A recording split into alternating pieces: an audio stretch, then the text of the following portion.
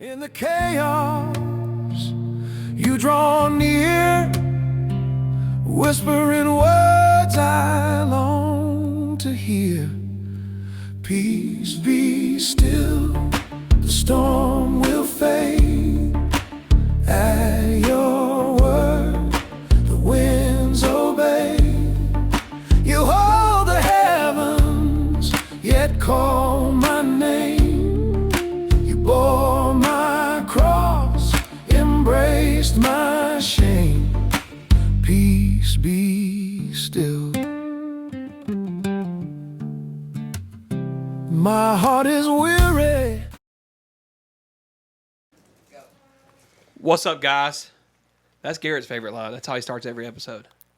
So I figured I'd do it. I was going to say, what's up, guys? You were going to say that. What do you say? Hi. No, that's Adrian. Oh, yeah. Hello. What do you say, though? You say, what's up, guys? I usually don't get to open. Y'all don't let me. That's a lie. You just open. Yeah, so there. That's Let's a lie. make this all about me. Everybody lock eyes right here for 1 minute. I love you. I love you so much. This is y'all can't hear Adrian, but he said my breathing's creepy. Welcome to ASMR with Caleb from Living Beyond Sunday. Living Beyond Sunday. Living Beyond Sunday. Living Beyond Sunday. I hope this goes viral. I hope it goes viral. Make it go viral. Like, share, comment, subscribe. Tell your parents. Show your cat. We're back with another episode, and I'm pumped because, like Garrett said earlier, here we go.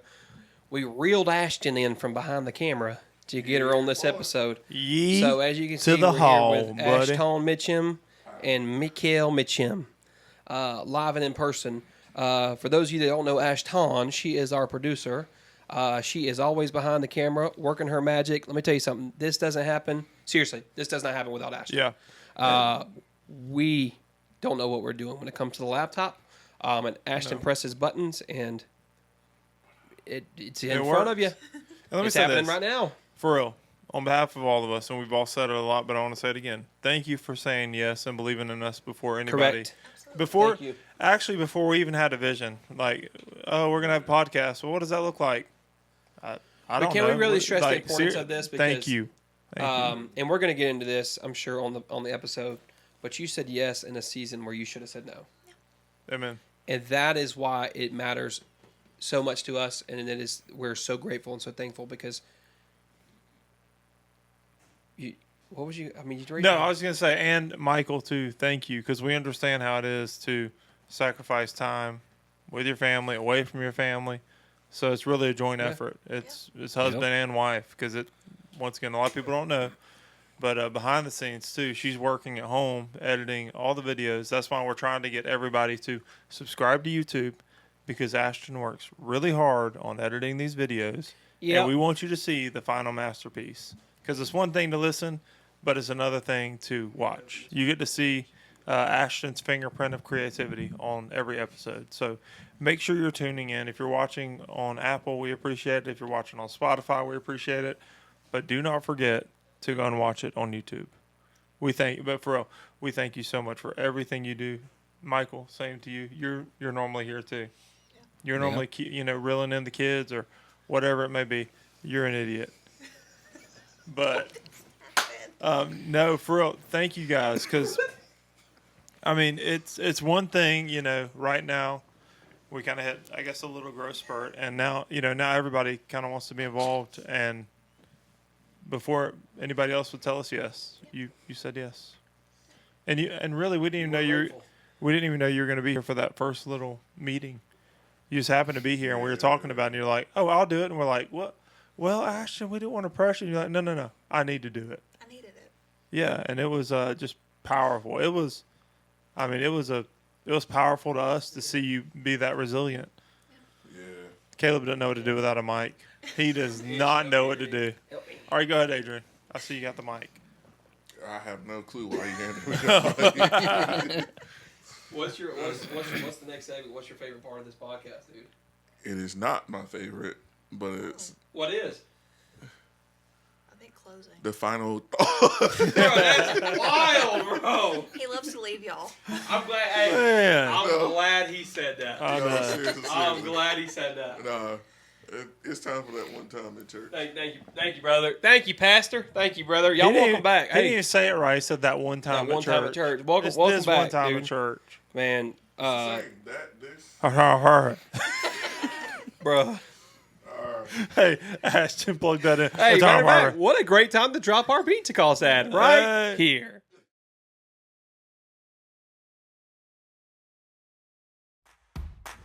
Looking for coffee that actually means something? Grab a bag of Bean to Cost coffee. It's roasted fresh to order, so it isn't just sitting around on some shelf. Every bag has scripture on it, and guess what? Even better, 10% of every purchase goes to support missionaries around the world. Great coffee to our purpose. Way better than the big brands. Hit that link below, grab your bag, and use code LIVING10 to get 10% off your order. Beans and Calls Coffee. Drink good. Do good. And feel good throughout your day. We love you. And seriously, we're back with the best segment in all of podcasting. Wow. This one time at church, brother. But we have another segment, since Garrett's going to say wow over there, coming out starting next week. That's going to be really interesting, so tune in next week to find out more because it's really cool. Can I give them a little sneak peek? I mean, if you want to, brother. So why not, I've dude? had. I thought this was my segment, but you I go know. ahead. I'm sorry. I've had a fascination for a long time now with the church fathers. So the new segment is going to be called Ancient Lens, and for the month of May, we're going to be covering the church father, Saint Gregory of Nyssa, one of my favorite, a theologian. Mm-hmm. So tune in. I'm not saying anything else about it. You'll have to tune in next week to find out more. Saint Gregory Of Nyssa. Saint Gregory. Yes. Saint You'll Gregory. just learn what ASMR is. Yeah. Yeah, He's I like- actually didn't. Okay, so I knew what ASMR was. I didn't know what it stood for, and now I don't even care because it's too many big words. Yeah, here we go. Hold on, I didn't scroll it up on me. Here we go. So, I ain't gonna lie, I'm a fan.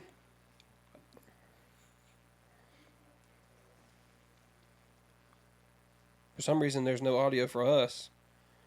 But as you can kind of see, Hallelujah. as you guys can That see, there's amen. That works. yeah. I think I'll just get baptized every Sunday. Just to Yeah, I know. Yeah. Just to give I mean, You could tell they made that slide specifically for the baptism. Boom. bro, chill. Hey man, bro, look at the cap though. But hold on, y'all. We got to dissect this for a minute, bro. Yeah. Look what the slide is attached. Bro, they done built a whole bridge I told you. from Narnia into Uganda, with that bridge, bro. From sea to sea, Narnia to Listen- Uganda. Listen to baby. me, bro. And she didn't even plug her nose. She went in smiling the whole way. Smile, all their feet wore down. bro. Maybe Hey. she was first. Hey, shout out them, bro. I'm a fan. I say let's rock it. So this is someone having a convo with me after church, but all I'm thinking about is going home. Why are we not having audio? There it goes. Bro, whatever it takes to get out of this conversation, bro. Why can't I pull out of it? Okay, this next one, shout out TSA. Listen, the word poop is funny, okay? I'm a child of the Most High God. Let's get into this video, dude. Half a step back, half a step. Thank you. Simple. Okay. To watch.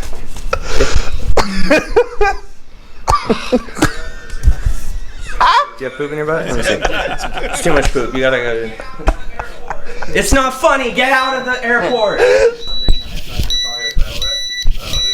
Is it? There's metal there. No, dude. Turn it up and like. Why do you got a wire on? Is that a bomb? Is that a gun?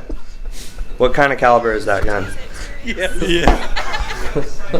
He's got a sniper. He's got a sniper. said you can go through. Go ahead. You can go through. Hey, first off, shout out Ross Creations, one of my favorite creators out there, dude. We'd love to have you on many times. So, yeah, share that. But, yeah, Adrian, you want to talk us through your TSA? Yeah, go ahead and tell us. Oh, it just happened again. Okay, the last time we went. Go ahead. Where did we go? Pennsylvania? Oh, yeah, to Ohio.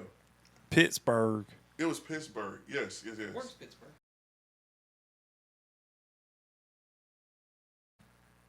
Pittsburgh, Pennsylvania. Yeah. So, was I wrong?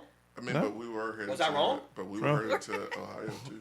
But, anyways, y'all two go through, and there they go again, wanting to fill on me. And Oh, no. Wait a minute, bro. They felt on you? Yes. You didn't tell me that. I tried Adrian, to when get he got halfway through, And grabbed his shirt. you didn't preface. This was during the Atlanta downfall of TSA. Yes. So you guys had TSA pre-check. I couldn't get in in time. No, but this wasn't. So this I had- wasn't at that one. We was coming home. We were coming home. That Sunday morning was when it happened. Now it's going up. I don't remember. Yes. I don't remember And nothing. I from look that back. morning. Caleb and them was putting on their belt and putting their shoes back on, and I'm just looking at them waving. I'm like, "Look, it's happened to me again." Oh, yeah, because we And I- didn't I do was- pre-check because they wouldn't know. Yep. I looked at him and I said, "Bro, I do not want to hear that this is random again. Why do I get stopped every single time and you want to look in the same spot every single time?" What spot? So I go through TSA. And when I go through TSA, they tell me that I'm hiding something in my crouch. I'm not saying. He's got a gun. You want to look in the same spot I'll every flip single it. time. You got a bro. package, dude. Come on. Come I'll on. flip in his previous Why? explanation. Yes. Well. Anyway. Oh, okay. That's it. He's done. That's it. He's done. We'll put the other one in there. What happened in Orlando. PTSD.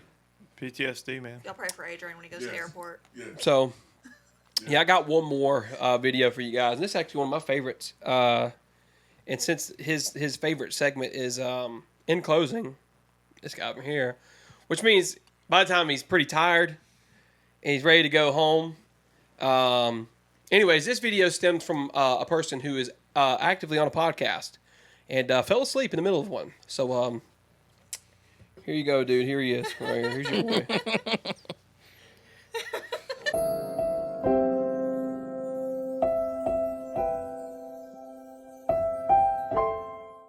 Oh my God. And that's been another segment of this one time at church, brother. Holy cow, I had 15,000 Poor tabs Adrian. open. Man, let me say this about Adrian. Adrian used to live with me for a little bit, and I'm telling you, every time that man sits down, Bruh. he's out. You'll be talking to him, and you'll look over and realize he's been asleep this whole time. Yeah. Bro. He heard a word I Don't give your said. testimony to Adrian on a couch because he won't Yeah, hear don't it. do it. He will leave you hanging in the dust. Or Lord forbid, if you're on the phone with Why him, I just do that? if you're, I don't know, if you're on the phone with him and he's reading something or watching something, you don't hear a word you say. Nothing. That boy have his AirPods in too. Oh yeah, out. I'm not gonna Bro, what was funny to me was he fell asleep on the way to Africa, and I looked up at his seat. He was sitting diagonal from me, and all I see is little Happy Feet playing. Yeah. He's watching Happy Feet and fell asleep. Hey, what if we fall He asleep? was co- How hey, do you fall bro. asleep to the tapping though? He- So you do like ASMR? Hey, Bro, get out of here. Yeah, you do. That's a lot of tapping that goes on in that movie. he had on his little Mickey Mouse toesy socks, and I just saw him wiggling under the seat. Bro, So, anyways, I'm hungry. I just saw my Panda Express that right there, oh bro. man, that sounds good. Golly, Man. piece of Panda, dude. So, anyways, We'll keep doing that all episode. If you're not watching on YouTube, you're missing out. I obviously don't have my mic on my stand. Me and Adrian are sharing because we have Michaela Mitchell and Ashton Mitchell. But the I'm just fact kidding. that he got this mic away from his mouth. But you can hear me. I Can know. y'all hear me? Blink, Wow. blink twice for yes. Okay, we're good. And somebody just blinked. yeah. Sure enough. Sure. All right. Dude, something's wrong with my brain. Are I you laughed good? too hard a minute ago, and I did see stars. Okay. And I was So about to anyways, talk, and saw a You're black good. tunnel. I got you, buddy. I am my brother's keeper. So, anyways, Reel it in yeah, I backwards got like you. Adrian did with his Anyways, fishing pole. Ashton. So, a lot of people don't know who you are. So, let's start with that. So who is Ashton? And how did you get here? Because a lot of people they know you from being the producer, being the shy girl behind the camera, the one who's always helping. A lot of people don't even know the depth of what you've done and continue to do, not only for this ministry, For our church. but also for this podcast. I mean, so who is Ashton, and how did you get here? Okay, so This is your moment. yeah, pretty weird. I'm not used to being on this side of things, so it's pretty cool. Is there jitters for real? Huh? I always feel like Yeah. does it feel like when we first did it? Because Yeah. when we first did it, Yeah, her cheeks are turning a little red. Yeah, Look. so, Are they? sorry. Yeah, Oh. blood pressure going up, no big deal, guys. But no, so, like, from the beginning of, like, being here, I guess. Is where Yeah, I should that's start. fine. Wherever you I want to think it was start. like, did you drive this morning? Huh? Is that what you're saying? I mean, Shut up. yeah, okay. yeah.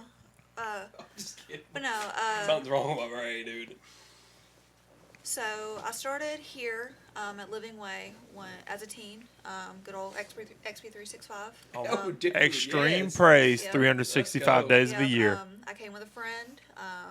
Who'd you come with? I came with Caitlin. Oh, yeah. Yeah. Shout out Caitlin Donaldson. Yep. I came with Caitlin and her family. We were really good friends in high school. And so it'd be a thing, I'd go over her house on the weekend and we'd come to church. Of course, things happen and, Yeah.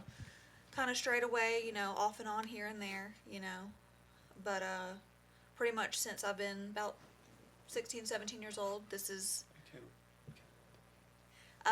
been my home. And Bishop and Pastor Stacy have been spiritual parents, and with me since I've started here, I've always had a heart to help and just be there for people, and really, just making myself available throughout the years. Doors opened up, from outreach to the media department to really helping in like an administrative type stuff here. Yeah. I've had the opportunity to go on mission trips. I've had a lot of things open up, just by saying I'm here, I'm available. Yeah, in a nutshell, that's pretty much where everything started for me here. Yeah. No. Let me ask this action on that. So was your upbringing, were you brought up in church or believing or any? So my grandfather was a preacher, Pentecostal, and so yes and no in a way. Yeah, I get it. We had the foundation. I knew, of course, I've always known God. Now, was I consistently in church growing up? No. Right. But I had that foundation. Yeah. That's good. All right. That's an interesting fact. I never knew that. Yeah, me either. I didn't know your grandfather was a preacher. Mm-hmm. And now let me ask this. So, like, was it more so like your parents not going, or was it more so like you struggling with belief, or? It was more of my parents. To be just really real and transparent. Yeah. There was a lot of things that happened in my childhood that was very far from God and church, and so that was my life. It just, like I said, I knew my grandfather. Of course, he would always talk to us about the Word. We go to his house, for holidays or visit, because I did live in Kentucky for a little bit. Well, I was born in Kentucky, and then. I hate Kentucky. Y'all can come at me in the comments. Yeah. Well, Hey, anyways, yeah, I was born in Kentucky, and I lived there until I was about 5. Where in Kentucky? Bowling Green. Really? Yeah. Bowling That's not Green. Hoptown. You No, know Hoptown Bowling Green, is? Kentucky. I do not. Right off the top of my head. Hopkinsville. It's like maybe 30 minutes south of Bowling Green. Yeah, it's not far from Bowling Green. Yeah. I got a store in Bowling Green. There's just not, okay. I don't hate Kentucky, but I could care less to ever go there again. I have to go there for work, but there's just nothing there. I used to date a girl in Bowling Green. That's all I What remember. did you say? What's his name? What did you say? It's just one side of it. Oh, okay. But yeah, kind of, like I said, just had that foundation. Wait, so when did you move here? I didn't know you ever lived in Kentucky. I really didn't know that. Yeah, my parents divorced, and we moved down here when my mom and my siblings moved down here when I was about 5 years old. Okay, so you've been out here for the most part. Okay, yeah, I literally did not know that. Sorry, Kentucky, we love you. I was just kidding. Kinda. Yeah, that was a little harsh. I mean, I stayed at a hotel and I had to drive 20, 30 minutes just to get to a freaking gas station or a Walmart. Oh yeah, that's bad. That's terrible. Yeah, that's bad. It's literally That's not fun. nothing. I mean, if you're a country guy, want to live on a farm, and don't know who your neighbor is, it's for you, dude. It ain't for me. So, is this your friend? That we My husband. Oh, this Yeah, my whole husband. shout out. My whole Mike. husband. What'd you say? Not part of My him. whole husband. Not part of him. This is the whole That's thing the whole right thing. here, We baby. get the whole part of Michael. So yeah, shout out Michael for coming on. Let her finish introducing herself. Oh, I thought. Please.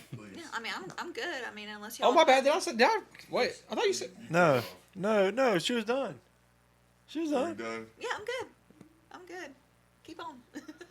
Yeah. I flow, man. Just whatever. I know. This can't happen no more. Like he can't be this close to me. I know. It's just That's something. okay.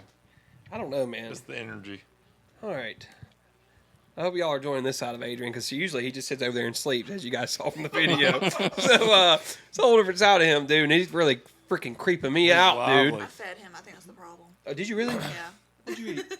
Oh, tacos. Yeah. All right, and He had a crunch anyway, wrap. moving on. So, Sorry. of course, a lot of people here. want to see this side of us, I dude. know, it's Definitely okay. him, because It's who okay. who the heck is this guy? But listen, a lot of people know Michael, but they don't know Michael. So Michael also, I've seen it with both of you because, of course, being the PK, you guys have been with my parents for a long time now, and I knew both of you before you started dating. I knew you guys when ever since then. So it's been a crazy ride to see like how all of us have grown from. Did you ever go to the ramp with us? I feel like you did. You didn't? Okay. Was that That was before? before me, I think. It was probably a little before, probably a few years. I I came thought in she before her. did. I thought she did, but huh? I came before Ashton? Yeah. When did you start coming to church? I know. Because Caitlin was already here, right? Yeah. Okay. Yep. Huh. Yep. I don't know why I was thinking you were already here. Like, No, that sounds, yeah, she wasn't in her XP3s. Not when like the way I remember it, like OG. no, I was towards the end. Like, Yeah. She was with Lee. yeah, She's Lee, what? Lee and Julie. When Lee, Oh, when Lee. Yeah, took- not with okay. Robert. Yeah. Okay, got yeah, it. yeah. Got it. So I missed some things, but Yeah. You know, Ramp's but so you guys do a lot behind the scenes. I mean, anything that, shoot, even at my parents' house, when he calls you with an issue, plumbing issue, electrical issue, whatever it is, man, you're Johnny on the spot, and you get there. And I want to thank you because a lot of people don't know that about you. A lot of people don't know that you will drop what you're doing. You know, they see the tough shell of Michael that doesn't want to let anybody in, but they don't know the true heart and the helping. Yeah, softy, and the true heart that you guys really carry, and it's really the heart of the Father. I mean, because to put everything that you want aside, I've seen you do it time and time again, both of you. To put your schedule aside, stuff that you have with your kids, with your family aside, to drop everything to come and help. And there is nothing more that reflects heaven than that selfless act right there. But you know what? I think everybody at this point has heard my testimony about like not really having a place to live and stay. These two are the two that I was staying with. We don't count. So Caleb. how it actually the went 6 months was in my house doesn't count. Caleb kicked me out I did not. After one night. After one night, and then He said his booty stank. Garrett, That's true, but I didn't get him out. and then Garrett kicked me out after 6 months, and then they gave me a roof over My- my Garrett head. legitimately kicked you My out. my You chose to leave. my ex-wife kicked you out. Let's be clear. No, that is true. That is true. But no, like seriously, Well, that's though, out there now. like they gave me somewhere to stay. They weren't weird. Why'd you leave my house? I didn't kick you out. Why'd you leave?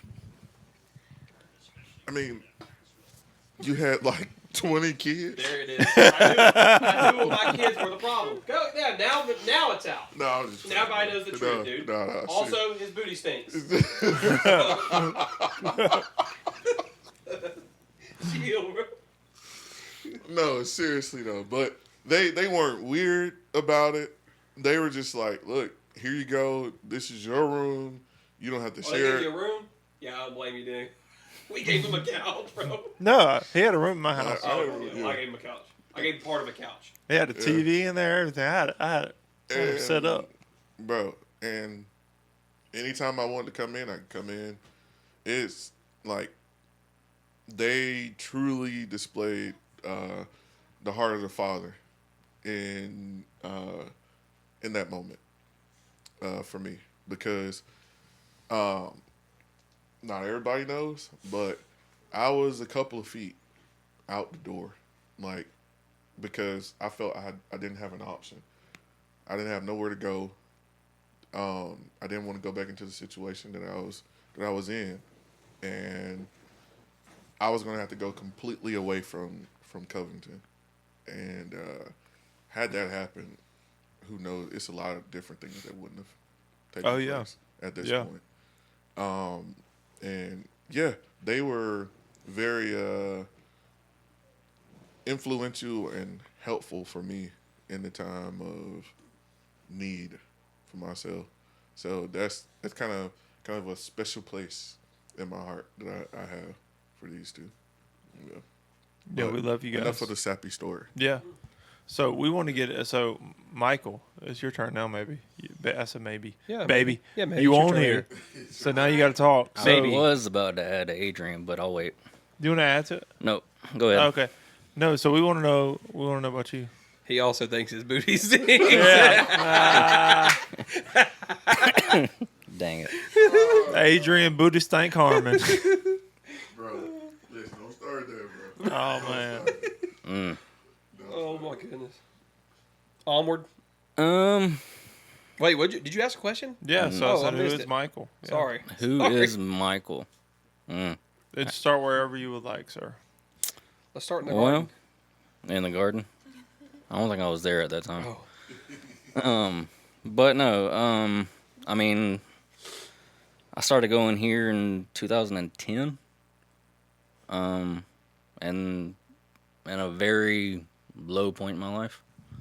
I met a girl and she's like, "Hey, if you want to, be with me, hang out with me, you got to come to church." Hey, got him. And then, What was her name? we ain't going there. Class, along with social and address. No, we ain't going that one. I'm just kidding, Ashton. We love you. Things happen. I stayed. And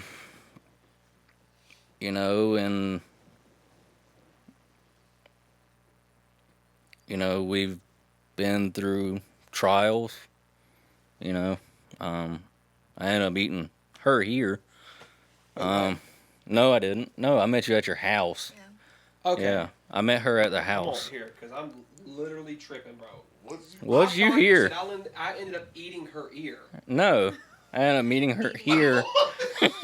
I'm like, wait, that's why I said, hold on, wait a second. Did I miss something? Bro, my brain is freaking. Oh my gosh. Yeah, Yeah, you're done. You're done. Continue, Mike. I'm so sorry. Caleb bro. needs a nap today. Bro, I'm like, I missed that whole story. I don't even remember where I was going. You met her here. I'm sorry, dude. Yeah. Oh, man. No, so really I didn't meet her here. I met her at her house. Ended up getting hooked on drugs.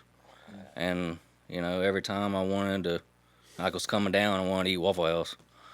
So, yeah, man, good stuff. Waffle. Wahoo, baby. And, it's funny because I always call it like the little joke. I'm a stray dog that always showed up at her doorstep and never left. Yeah. Because that's what I did. I showed up at her house and was there ever since. Yeah, he to kind of reiterate. So I had a friend that was living with me at the time, and Oh, yeah, he was that friends part. with her. I forgot about that. and So he was like, "Hey, I'm about to go to Waffle House. You want to come hang out with me?" And so he came and picked her up in his truck, and just playing. He's like, "Hey, do you want anything from Waffle House?" And I was like, "Sure, Waffle House pie. Why not?" And he did. He brought back Waffle House pie, which was cool. But then we just kind of started chit-chatting and just never So, fellas, That's a Hershey's pie? here's a Man. lesson. That chocolate Oh yeah, Yeah. that's Hershey's. Yes, yes. It's You good go stuff. Get you a girl if you get that Waffle House pie. Hey, now listen. Let me tell you this, guys. If your girl does not like Waffle House, I'm telling you right now, she ain't the one. Run. And let me tell you, for all our international listeners who do not know the heavenly gift of Waffle House is a Southern staple. Waffle House is my savior, dude. Listen, Yes, it is. chill. It has, listen, it's open 24 hours a day. Yes. You can go and get a Texas cheesesteak melt at 1, 2, 3 o'clock in the morning, and it is just it Sell hits. this thing. Let me It sell slaps this thing for Waffle House. all You ever the been time. lied to? You ever been mistreated? You ever thought that you were going to get something that you weren't going to Preach, get? brother. Let me tell you something right now. That Preach, will brother. never happen to you at the Waffle House. No. You go on down to that Waffle House, you see Wanda behind the counter, and you tell her I sent you. And when she smiles, even though there's 3 teeth missing, just know that she is the most genuine, loving, caring person that you'll ever meet in your life. And she'll fire that waffle up for you, brother, and it'll be the best daggum waffle you ever Exactly. had. Come on down to your local Waffle House right now and ask for Wanda. Yep. If the chef ain't tweaking, we don't want it. Oh my gosh. I'm Sold just that thing, baby. Hey, leave that in. That's going viral.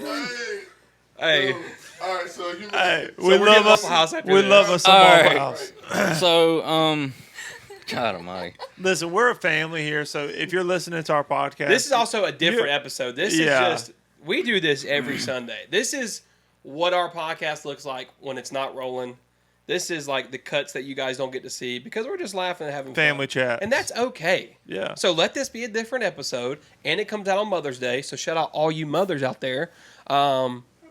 Happy Mother's Day. and we're gonna get into motherhood and We are. fatherhood, Onward. but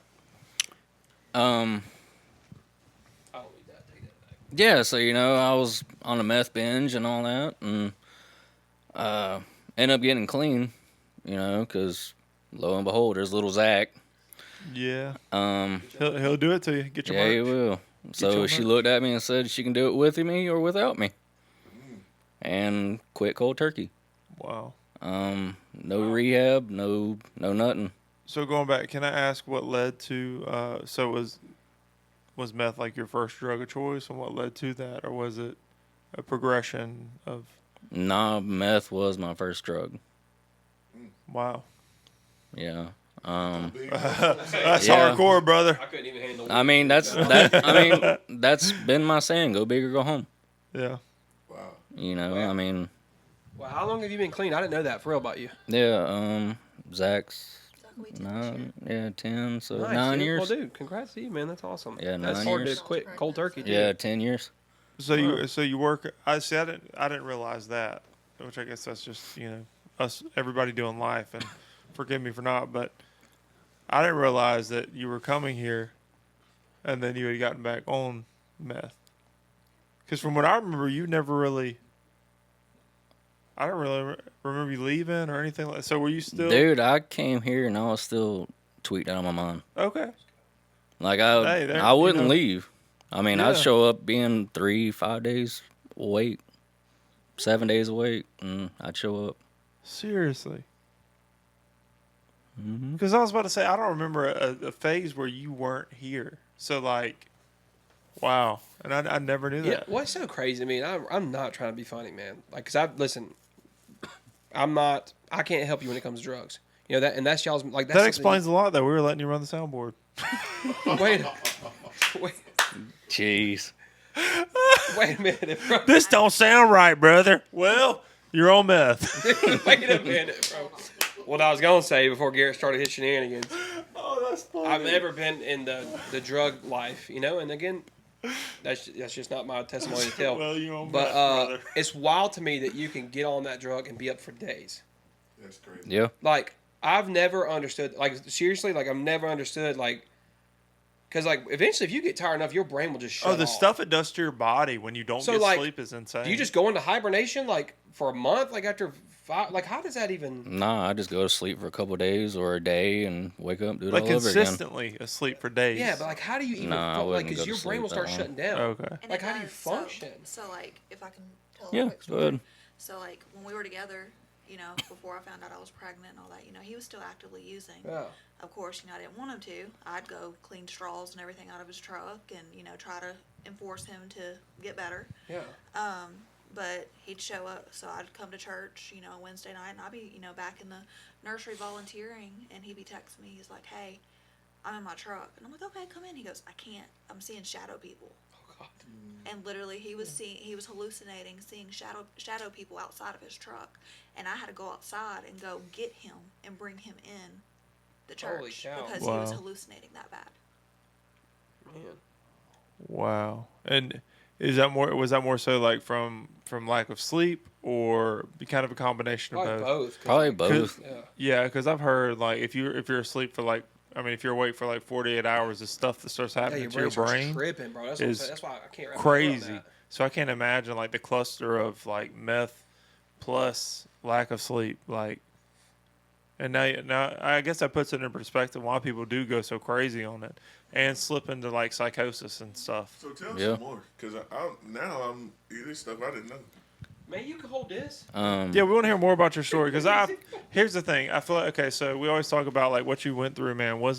It's not for you, it's bridges for you to help other people get across. Like what you went through wasn't for you, it's for other people. So Yeah, like, a lot of so- us, because you're so quiet, we don't even know your story and we're close to you. Mhm. It's like, at least share the parts that you're comfortable sharing, because a lot of the stuff we didn't even know. Yeah. Yeah, so Then we'll get into motherhood. so in order for me to get clean, we thought it would be a good idea to move to Kentucky. It was not a good idea. So when we was actually homeless for like a stretch of time, like sleeping in trucks, sleeping in hotels, me and her together. Did y'all have Zach at the time? No, pregnant. she was You're pregnant. pregnant. Okay. And then we went up there, stayed about a week, realized it wasn't a good idea. And then we came back. And then that's when everything changed. It was like our stuff was still in the truck and we came to church. It was on a Wednesday night. Wow. And ever since then things have been different. Like it was a complete 360. I mean, literally, so we were up there for a little longer than. Well, It was yeah, probably about I a forgot month, about sorry. the It was like a month and a half. We were up there. Things unfortunately happened. It was with my family up there.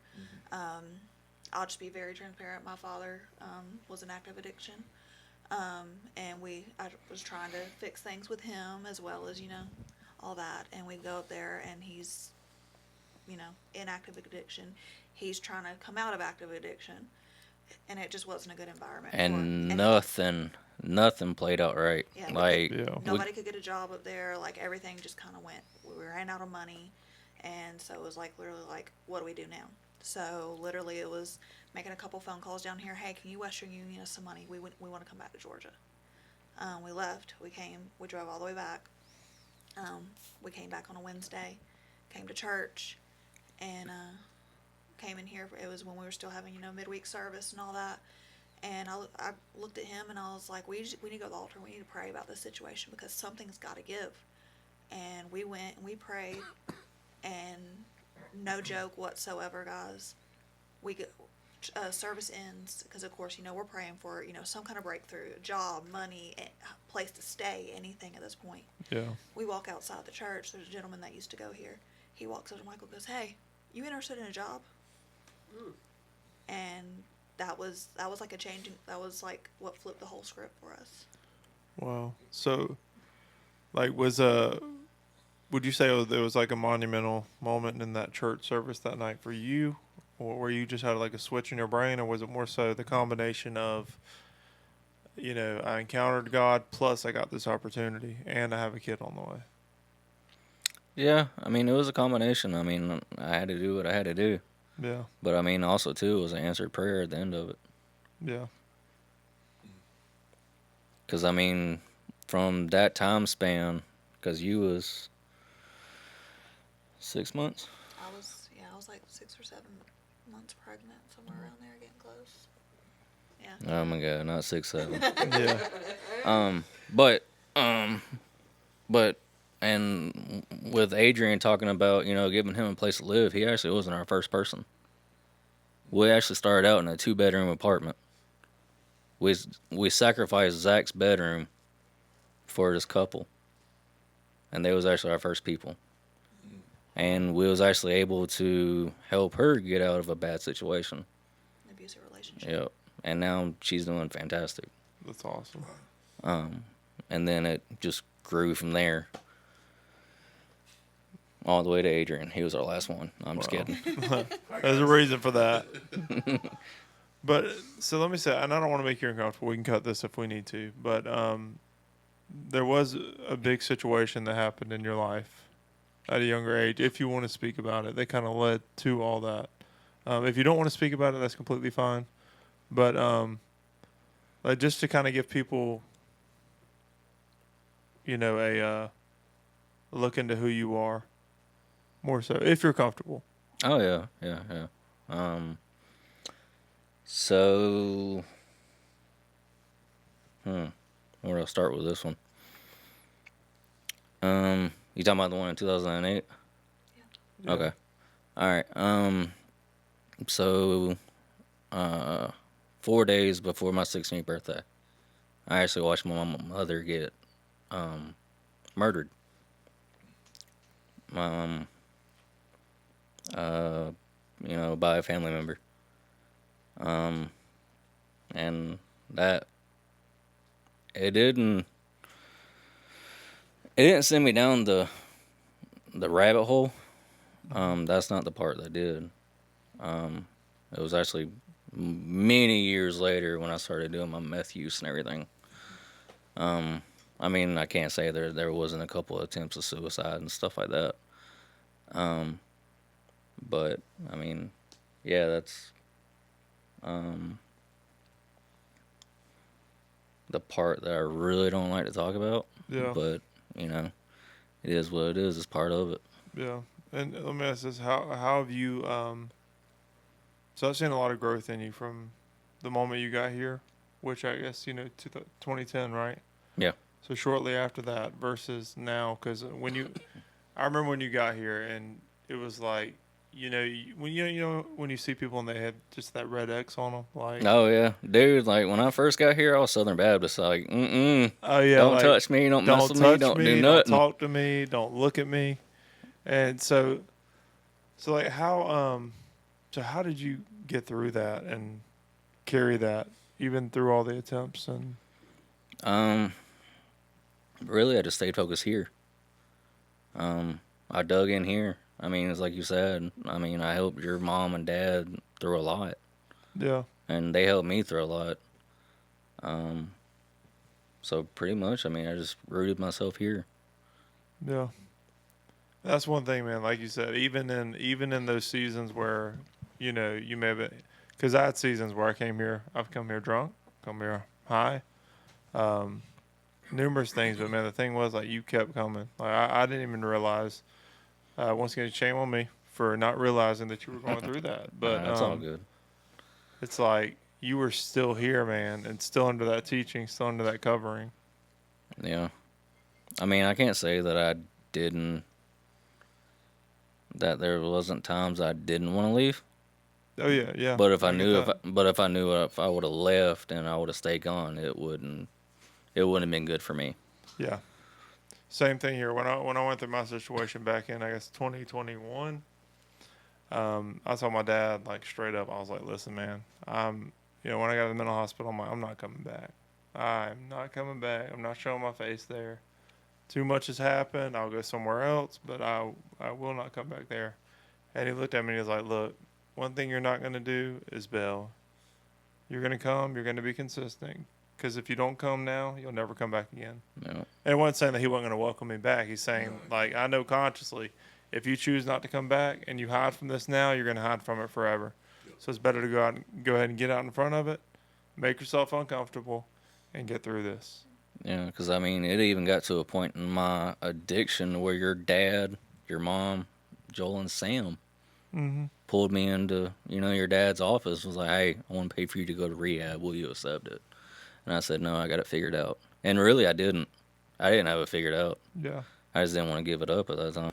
Yeah. I was having too much fun. Yeah. Wow. And I get that. A lot of people wouldn't be honest enough to say that, But I think a lot of people are dealing with that now, where they're scared that they're giving up something when they choose to follow, this life that we talk about all the time, the true gospel. But in reality, in this gospel we're preaching, you don't lose out on anything. It's advanced life. So the things that you think that you have fun out there in the world, it is just a smokescreen of the real version of that somewhere else in God. You know what I mean? Yep. Like all the fun, the partying, the this, the that, the ecstasy that you feel, like all that can be found in God. And he can give you those moments where, you know, you're like on cloud nine with your family. Like I keep going back to camping with my family last weekend, and it's just like in those little moments, man, just hearing the birds worship in the morning. Like I can, like we woke up in the morning and my son's like, "Dad, do you hear those birds singing?" And I'm like, "Yeah, man, they're just worshiping." You know, and it's just those simple moments that you find out, like, man, God is really for me, and this is the gospel. Like living with my family, enjoying my kids. Like this is it, man. I mean, following him, like he'll exceed every expectation that you would ever have. You know, I know I can speak for us. You know, we've sat and we've talked about it on plenty of occasions. Like, you know, when we were, you know, in our, you know, young adult years, teen years, you know, I know for me personally, like I really couldn't see life past 18. Like I was like, there's no life after this. You know, I'm stuck like this. I'm stuck in the same cycle. But the way that God has taken everything I've ever wanted and then added and added and added and added just so much substance and joy where, you know, I thought it wasn't even possible, has been just the most beautiful thing in our lives. I mean, we went from, you know, and of course I'm jumping ahead to a lot, but I mean, we went from, you know, homelessness and drugs and alcohol and just, you know, having nothing. I mean, literally living out of contractor bags and in his truck to we own our own home. We have vehicles. We have a, you know, a beautiful family. I mean, not that's about the, you know, material things, of course, but, you know, we have this just beautiful life that I am so proud of, and I'm just so grateful for. Yeah. Because I mean, it didn't even seem possible. Yeah. And God wants you to have those things because he knows it makes your life easier. And he doesn't want you stressing about where your next meal is coming from or how you're getting to and from, or just like you don't want your kids worrying about that one day, God doesn't want you worrying about that one day. Dude, when I tell you, like, at our lowest, you know, I was pregnant, I was on WIC, and we lived off of cereal and milk. Yeah. Out of a hotel room refrigerator. Skim milk. Yeah. Oh man, not the skin. The worst. Yeah. The worst. Hey, let me tell you, that is water that screams milk at you No, when you drink that's We it. the had milk that got mini spilled wheats. on the edge. Mini wheats and skim milk, my friends. But hey, you do what you got to do. Amen. Yeah. At least frosted. Hey, let me Yeah, tell they you. were frosted. Yeah, they was Hey, frosted. I've We got the frosted mini wheats, you know. had, Shout out WIC. we've had struggle season where we ate you know, beef stroganoff every night, hamburger helper. I ain't gonna lie, bro. I'd tear some beef stroganoff. Oh, me too. I love it. I love it. About Hey, say bro. But every night, about some hamburger helper, I could tear up. Bro, Oh, yes. yeah. Yes. Like, I can Yes, eat sir. hamburger helper every night, bro. Like, yes, sir. The taco, is it Taco Mac helper or is it just Taco helper? What? I've never heard of that. I don't what you're know. talking about. I know what you're talking It's like a about. I know taco what version of it. Yeah. Yeah, Oh, I bro. need to get that. Yeah, it's got a It's little. not It's got Taco the, it's got Mac, the though. little. That's- It's got little tortilla shells in it. It's so good. We going to the It's store. like a chili Yeah. mac, but it's I'll check taco. that. It's taco. Hey, look, bro, it's good. Oh yeah. bro. But anyway, Beef stroganoff. yeah, I know, right? It I haven't sounds eaten good. since yesterday, and that's not a I cap. don't know what that classifies as a struggle. But no, I mean- that's good. That is good. Good. The family size, too. If you eat the family size, you ain't struggling. So, I was probably in the family size that time. bro. I was 350 pounds. that doesn't got expensive, Yeah. boy. We can't get you that. So, all right. Hey, we need to fix that. Dang, I was going to say something. Now we got to talk about Yeah, you beef haven't stroganoff. talked enough on this one. You got to talk. He keeps holding the mic. I I keep trying know. to grab it, and he won't give it to me. I don't know why he's holding the mic. And He he don't keeps talk. like rubbing I me. was about to say he don't ever talk. Yeah. He's been turned up. He's been rubbing on me, dude. He's weird. Like, weird. I don't know if it's that pink shirt or that tight Apple talk Watch. to Hey, come on, man. Today's Mother's Day. They Talk to just the people. Today is what? Today's Mother's Day. Talk Exactly. to the That's people. what I was about to get. Thank Okay. you for reminding You're me. That's welcome. what we was about to get into. So, I just wanted to, again, just give you some more kudos because not only is Ashton just doing this for us, she's doing this while pregnant. So shout out her because that is not an easy thing to do. Right, Adrian?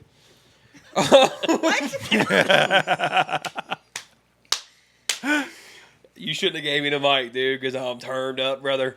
Hey, that is funny, dude. Chill. And I don't know if you wanted to. I know we kind of already gave light a little bit to that situation at the beginning. I didn't know kind of how deep in the weeds either one of you wanted to go today. So I really want you to get into that and just kind of tell your testimony on that, because what you went through, a lot of people don't make it out of. And so for you to go through that, and then, like I said, say yes to us in that season of your life, we are more grateful than you know. Yeah. It means a lot to us, because the yes is one thing, but going through what you went through, not just as a mother, but as a parent. I mean, because Michael had to go through it too, you know. So as a parent in general, that's hard. And let me say this too, on a side note, like we had all talked beforehand, and we had all agreed, like, hey, we're not bringing this to Ashton, like, because we had thought about, of course, we had thought about you, because You were the first person we thought of. Yeah, We just 'cause you didn't do all wanna our media bombard you stuff. with this, like. But and you're going to get into it, so the people that don't know will know, and this is why we've kind of been tiptoeing around, because we want her to tell her story.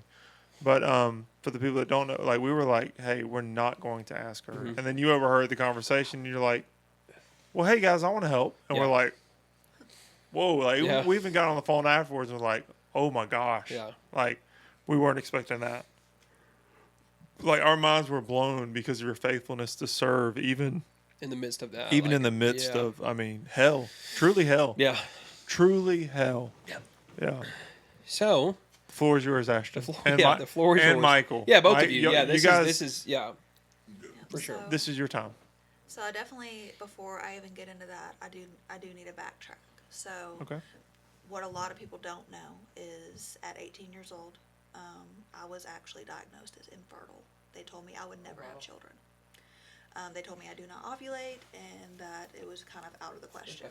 Shut up, Michael. Michael thought it was good. So, you know, God say gotcha. So Yeah, he did. You know, where God moved in situation even in 2015, I found out I was pregnant with Zach.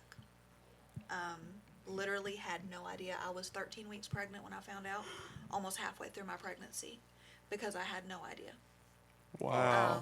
So no like bodily changes or like no morning sickness, nothing, no. So She was throwing That up. baby was eating So and drinking good, and she had- shut it off after 13 weeks. So I had actually, I'd gotten a little, sick, throwing up here and there, but I was also doing things I wasn't supposed to be doing, to be honest. I was popping pain pills. Mm-hmm. I was drinking alcohol. Michael and I were actually separated at this point. Okay. I was working at a job that required a lot of hours. Were you working at Waffle House? I was not. I was Okay. not. No. Is that a genuine question? No, because I remember when they separated, she worked at Waffle House. Well, this is another time. No? This is way this is- before. Oh, my bad. So, Bro, My bad. well, we'll get into that. We can get into that too. Okay, That's see? a really Waffle cool House story. there. Am I wrong? I'm not wrong about No, that. you're not wrong. See. So, it was actually a thing where we were separated. He was out doing his thing, and we had actually separated due to his addiction because it had just gotten so bad that I didn't feel like a priority in his life. And I was like, you know what, you want to go do it, go do it. I'm gonna go do my thing, And that's literally the way the split kind of went. We were still kind of friends, chit chatted here and there, whatever. Well, I was at work and I had gotten pretty sick and not like throwing up, but like headaches, weird, just a lot going on. And I was like, look, I need to leave work. And they're like, well, you need a doctor. And I was like, well, I don't have insurance, so like, what am I supposed to do? And they're like, well, you can always go to the ER. I'm like, okay, whatever, bill it, cool. And so I messaged him and I was like, hey, is there any way you could just do me a solid? Because I didn't drive at that point. I was like, can you please just take me to the ER just so I can get seen? If they got to write me for some antibiotics, whatever the heck's going on right now, let's run it. And, I just really appreciate it. He's like, yeah, cool. So he picks me up. He takes me to the hospital, and we check in the ER and everything. And so he decides to hang out with me, and we're sitting in the room. And of course, they do all the blood work, their testing, and all that. She comes in. She goes, so 2 things. She goes, you have sinusitis. I'm like, okay. what is She goes, that? Sinus, like bad Okay. sinus infection. She goes, and you're pregnant. What? Both y'all sitting there. Yeah, what? Oh yeah. Let me What? remind you, we had already been separated. I'd moved to Decatur, Georgia. Like that's, like I was. Where's Greater? Decatur, where it's greater, baby. I wouldn't say that, but, but anyways, I'd moved, because I had some friends I was able to stay with and whatnot. So like we had been separated for a minute, and so like I was like, this okay. And of course, he was the only person I'd been with and everything, and he was him, and Michael be saying. Well, you were in there when they Wait. Yeah. said this? Oh yeah. Can I? He What? was saying some things, and he looks What at was your me. reaction? Who, mine? He looks at the nurse. Hold on. Is it my reaction? Yes. Oh, I looked at that and I looked at that. I Yeah. looked at the nurse, and I was like, "Is it mine?" Yeah. Looked at the nurse. Oh my god. She goes, "Well, I'm gonna leave you two Well, alone." baby, I can't tell you that. How they gonna be able to tell that soon? But anyway, so I had to ask. He wanted to know. Get an ultrasound. I did. I found out I was 13 weeks, 3 days pregnant. That is crazy. So halfway done with the pregnancy, and that's where it came in, where I looked at him and I was like, "Hey, I can do this with you, or I can do this without you. It's really your choice, but either way, I'm doing this." Yeah. And at that moment, like literally in that moment, he decided cold turkey, he's quitting his drugs. We went through him going through withdrawals, like literally the way I thought he was going to die. Yeah. Going through withdrawals, I would wake him up and have him open his eyes long enough to drink some Gatorade, maybe take some ibuprofen, and then he'd pass back out. And this went on for like 3 or 4 days. Yeah. What is that? Let me ask. What is that like? Because I have had withdrawals from alcohol it felt like, it almost felt like I had the flu, but times 10. Where anytime I like moved or rocked, my like whole equilibrium was like off, and I would throw up. Like, so what is like? Because I've heard of people like they can't get past. They want to quit, but they can't get past the withdrawals. So. I mean, really, I don't remember. Really? Yeah. I mean, that makes sense. Yeah. I was literally just trying to keep him alive. I mean, and that's really all I was trying to do. I mean, what felt like 2 weeks, 3 weeks. In reality, it was only like 3 or 4 days. Wow. And yeah, because I felt like, when I was going through mine, I felt like I was fighting with myself. You know what I mean? Like, and it's like, man, my body hates me right now, and there is nothing I can do about it. There's no medicine I can take. There's nothing I can do to get through this other than just ride this thing out. Yeah, I And mean, like, it was the most helpless feeling. yeah, because from what Ashton told me, it was 3 or 4 days. She come in, feed me a little bit of food and Gatorade and ibuprofen, and then sometimes she'd stick a mirror underneath my nose, see if I was still breathing. Sound more like a prisoner than her husband. You hear me? I mean, Were there chains on your feet? Yeah. Were you shackled up, sir? he wasn't moving, y'all. That's That's wild. the thing. Like, I don't even think he got up and used the bathroom during this whole time. Like, Oh that's my how serious gosh. this was. Like, I literally thought he was going Where was it going? He was, In the bed. I think he was, no, Was it really? No. Oh. But I thought he was. I think he Yes. was just so sick and so dehydrated that Yeah. he wasn't. His body was. Yeah. That's wild, man. Probably should have went to the hospital. Should have. But that's kind of like where. I mean, of course, y'all heard the Waffle Pie story and everything, but that's really like the turning point for him and I, where things, we both realized, okay, this is real. Like this Yeah. is we in this now. Yeah. So yeah, that was back 2015. Found out I was pregnant and all that, and so moving forward, had Zach. Zach is probably the biggest blessing of our lives.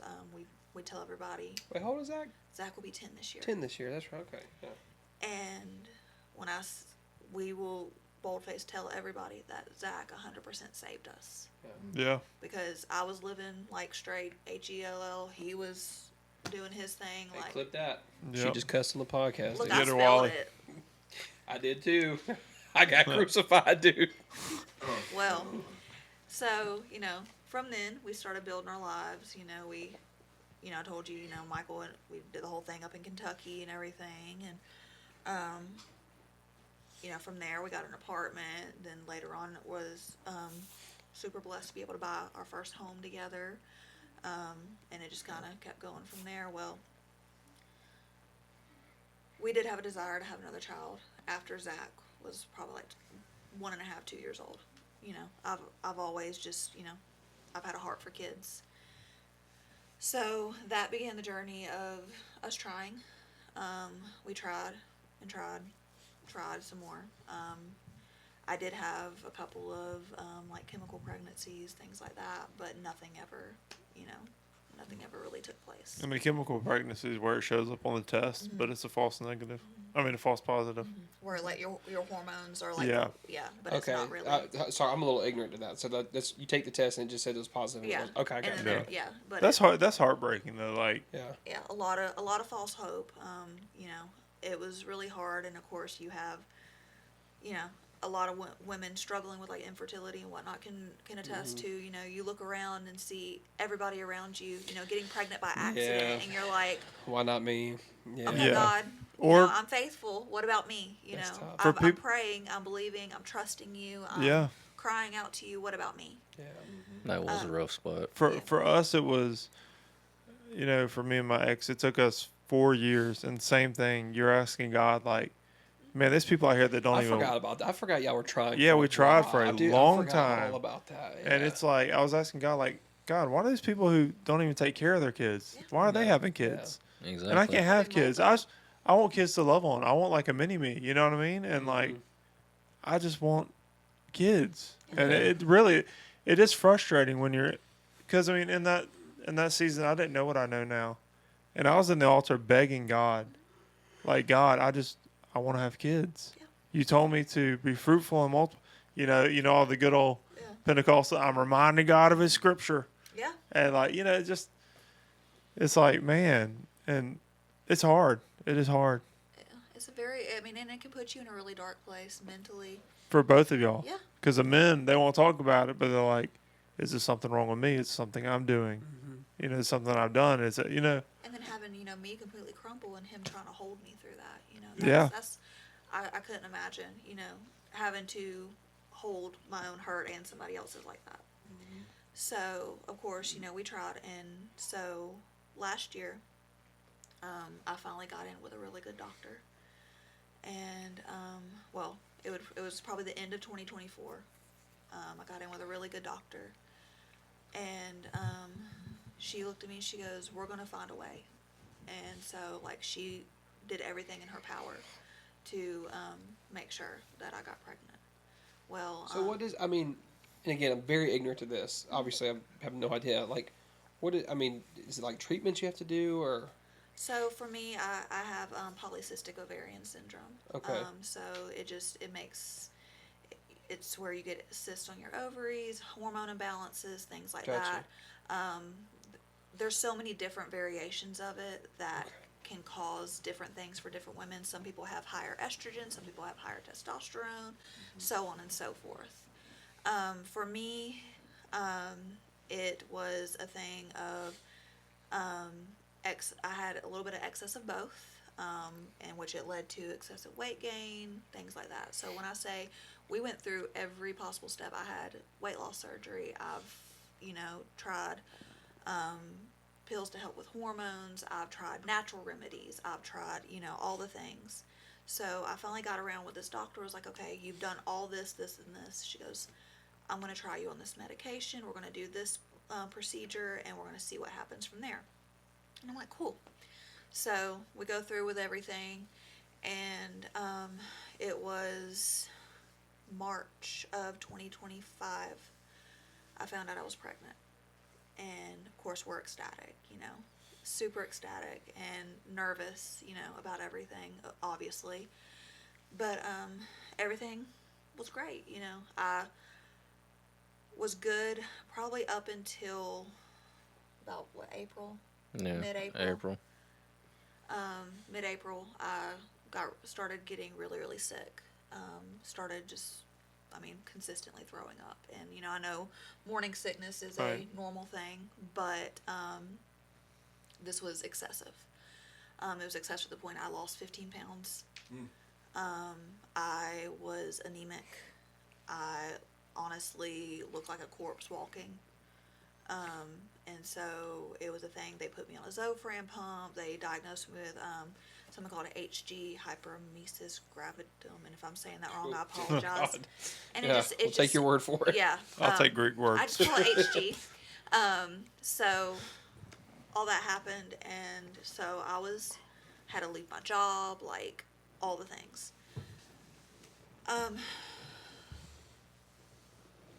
after getting diagnosed with that, of course, I get on the medication. I start feeling a little bit better.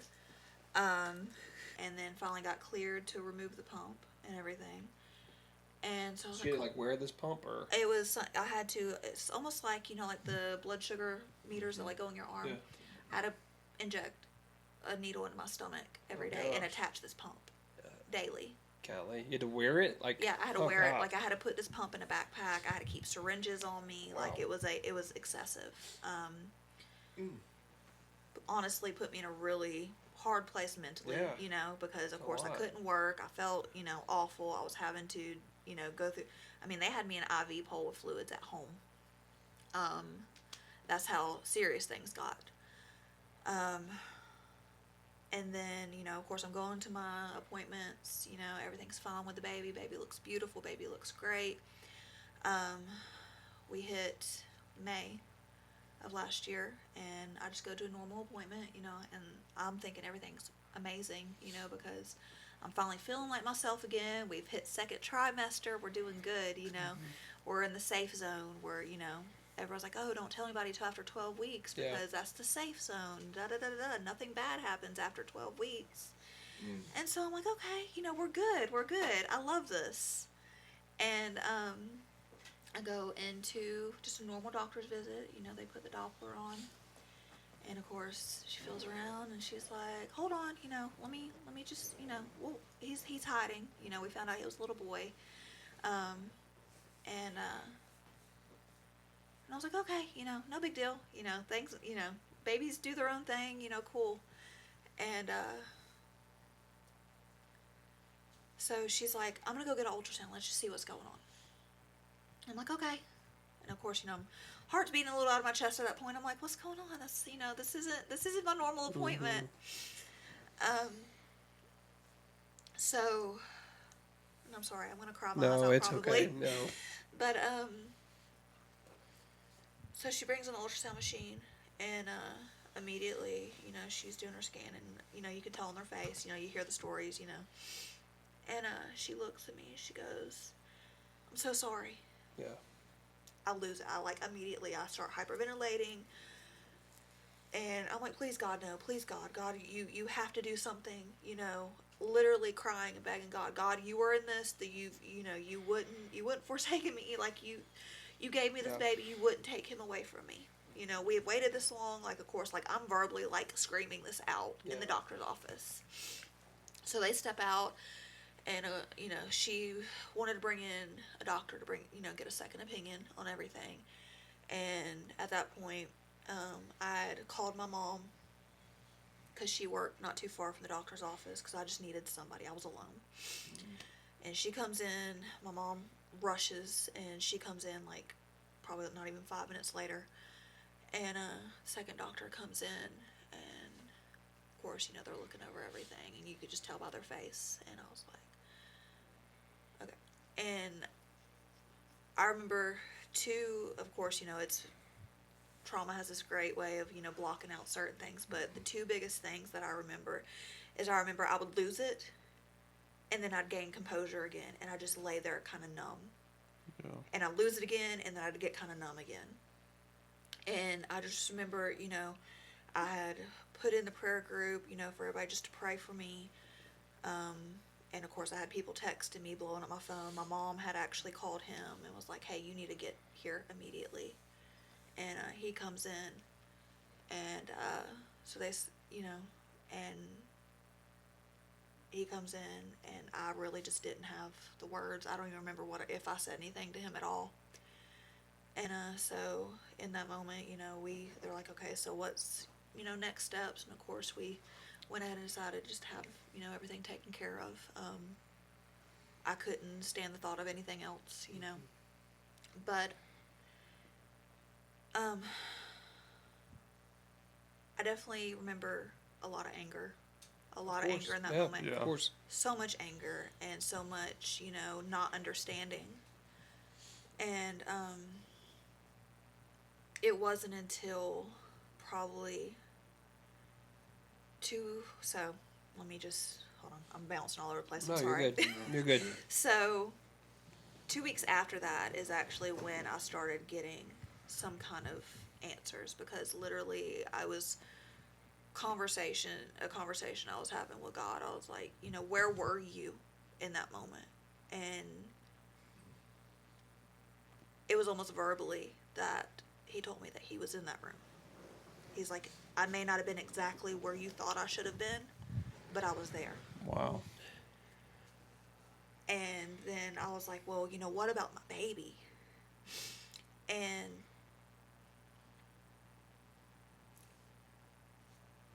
a lot of people don't believe me when I tell them this, but once again, verbally, I heard it, and this is one of the few times in my life that I've actually verbally heard a voice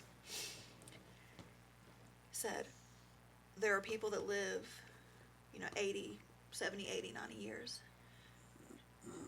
Zane did everything that he was supposed to do in 15 weeks. And I took him home. And I was like, okay, you know, and of course that's a very hard, you know, thing to swallow. But what I need people to understand too is the way that God used that situation, because Michael and I had been asked to go to Africa prior to me finding out I was pregnant. Found out I was pregnant. Of course, I'm like, I can't travel while pregnant. So we, out of wisdom, we backed out, you know. I, you know, had to have surgery and everything after I lost him. And I should have been sleeping, you know, anything but thinking about this. But I literally, and you can ask him, I sat up in the bed and I told him, I was like, this won't be in vain. We've got to go to Africa. Wow. In the hospital room. Wow. Like hours after Wow. I've lost my son. Wow. Wow. So what I felt with God telling me that is that, you know, his purpose may not have been to leave the womb. It may have been to, you know, and let me just reiterate, and I will reiterate this over and over, that now I have the understanding that God didn't take my baby. Yeah. He would never purposely try to put me through anything to destroy me or my husband or my family. But what he does is he takes these broken pieces and he goes, let me make something useful out of this. Let me show you that, you know, there's some purpose in this, you know. He will take that and he will realign you. He will reroute you. Because, I mean, we went to Africa, and of course, after we lost Zane, we dug in, absolutely dug in, from the podcast to the mission trip to, I had to dig in. I had to find something to hold on to. Otherwise, I probably wouldn't be sitting here. But I was able to go and show motherly love to babies in Africa. Wow. You know, and that filled a void for me, probably more than it ever did for them, but there was a purpose to it. I was able to go cook and feed for, you know, other mothers. And that just was something so special. It was like, you know, it was like it clicked, you know. And not only that, but a town that hadn't had meat, and they say what? How many years was it? I can't remember. Was it 10 years? I don't remember. It was quite a while. I can't Yeah. remember right off the top of my head right now. So we're a school. For those of you that don't know, we spoke a little bit about it, but we have a school out in Siaya. We're connected with a Child and V Church in Nairobi, Kenya, and we have a school down there. So Ashton and her team, they went down and fed the whole community. So everybody in the school, but not only people in the school, but also people around the neighboring villages, right? And they were able to, actually it was cool, they bought cows, first mission trip that we have ever bought cows on. So they bought cows, actually, you know, slaughtered them there, cooked them up, and fed the whole village, man. And chickens. And chickens. Yeah, so for people who haven't had meat in years, once again, years. And there was just something really special, you know, of course, doing, like I said, being able to kind of have feel like there was in a sense, a purpose to the pain. But also, I got to go on my first mission trip with my husband, and that was something absolutely life-changing for us, and I don't think we will ever be the same after that. My first time ever being on an airplane. Oh, was it really? Man, was Yeah. 19 hours? 19 hours on an airplane. I didn't realize First that. plane ride ever. Oh, How was that? Were your cheeks How tired were from you all the clenching? Yeah. It was really bad when the plane went sideways in Paris. Oh, I'm sure. Yeah, they landed, and that thing went skirt. Yeah. So, what were your first thoughts on your first thought, the first flight, the first thought, or? I don't know. I just looked at her and she was like, "We're gonna make it." And I said, "Okay, I'm believing you." Yeah. I mean, Dude, I fly every week, and I still hate flying. Just hate it. It's not for me. Was you about to say something? I was about to ask her what's. Okay. Yeah. I just want to say too, because I know one of the main reasons you want to tell your story was because somebody else may have gone through that and needed to hear that testimony. Because again, your testimony is not for you; it's for other people. Yeah, absolutely. And I just wanted to say, like, and I know some religious people are gonna not like this, but it's okay to be mad at God. Yeah. It's okay. There's grace for that, and yeah. just something else that I just want to share. With God, God really showed me a lot about His grace during that, and even in just the little things.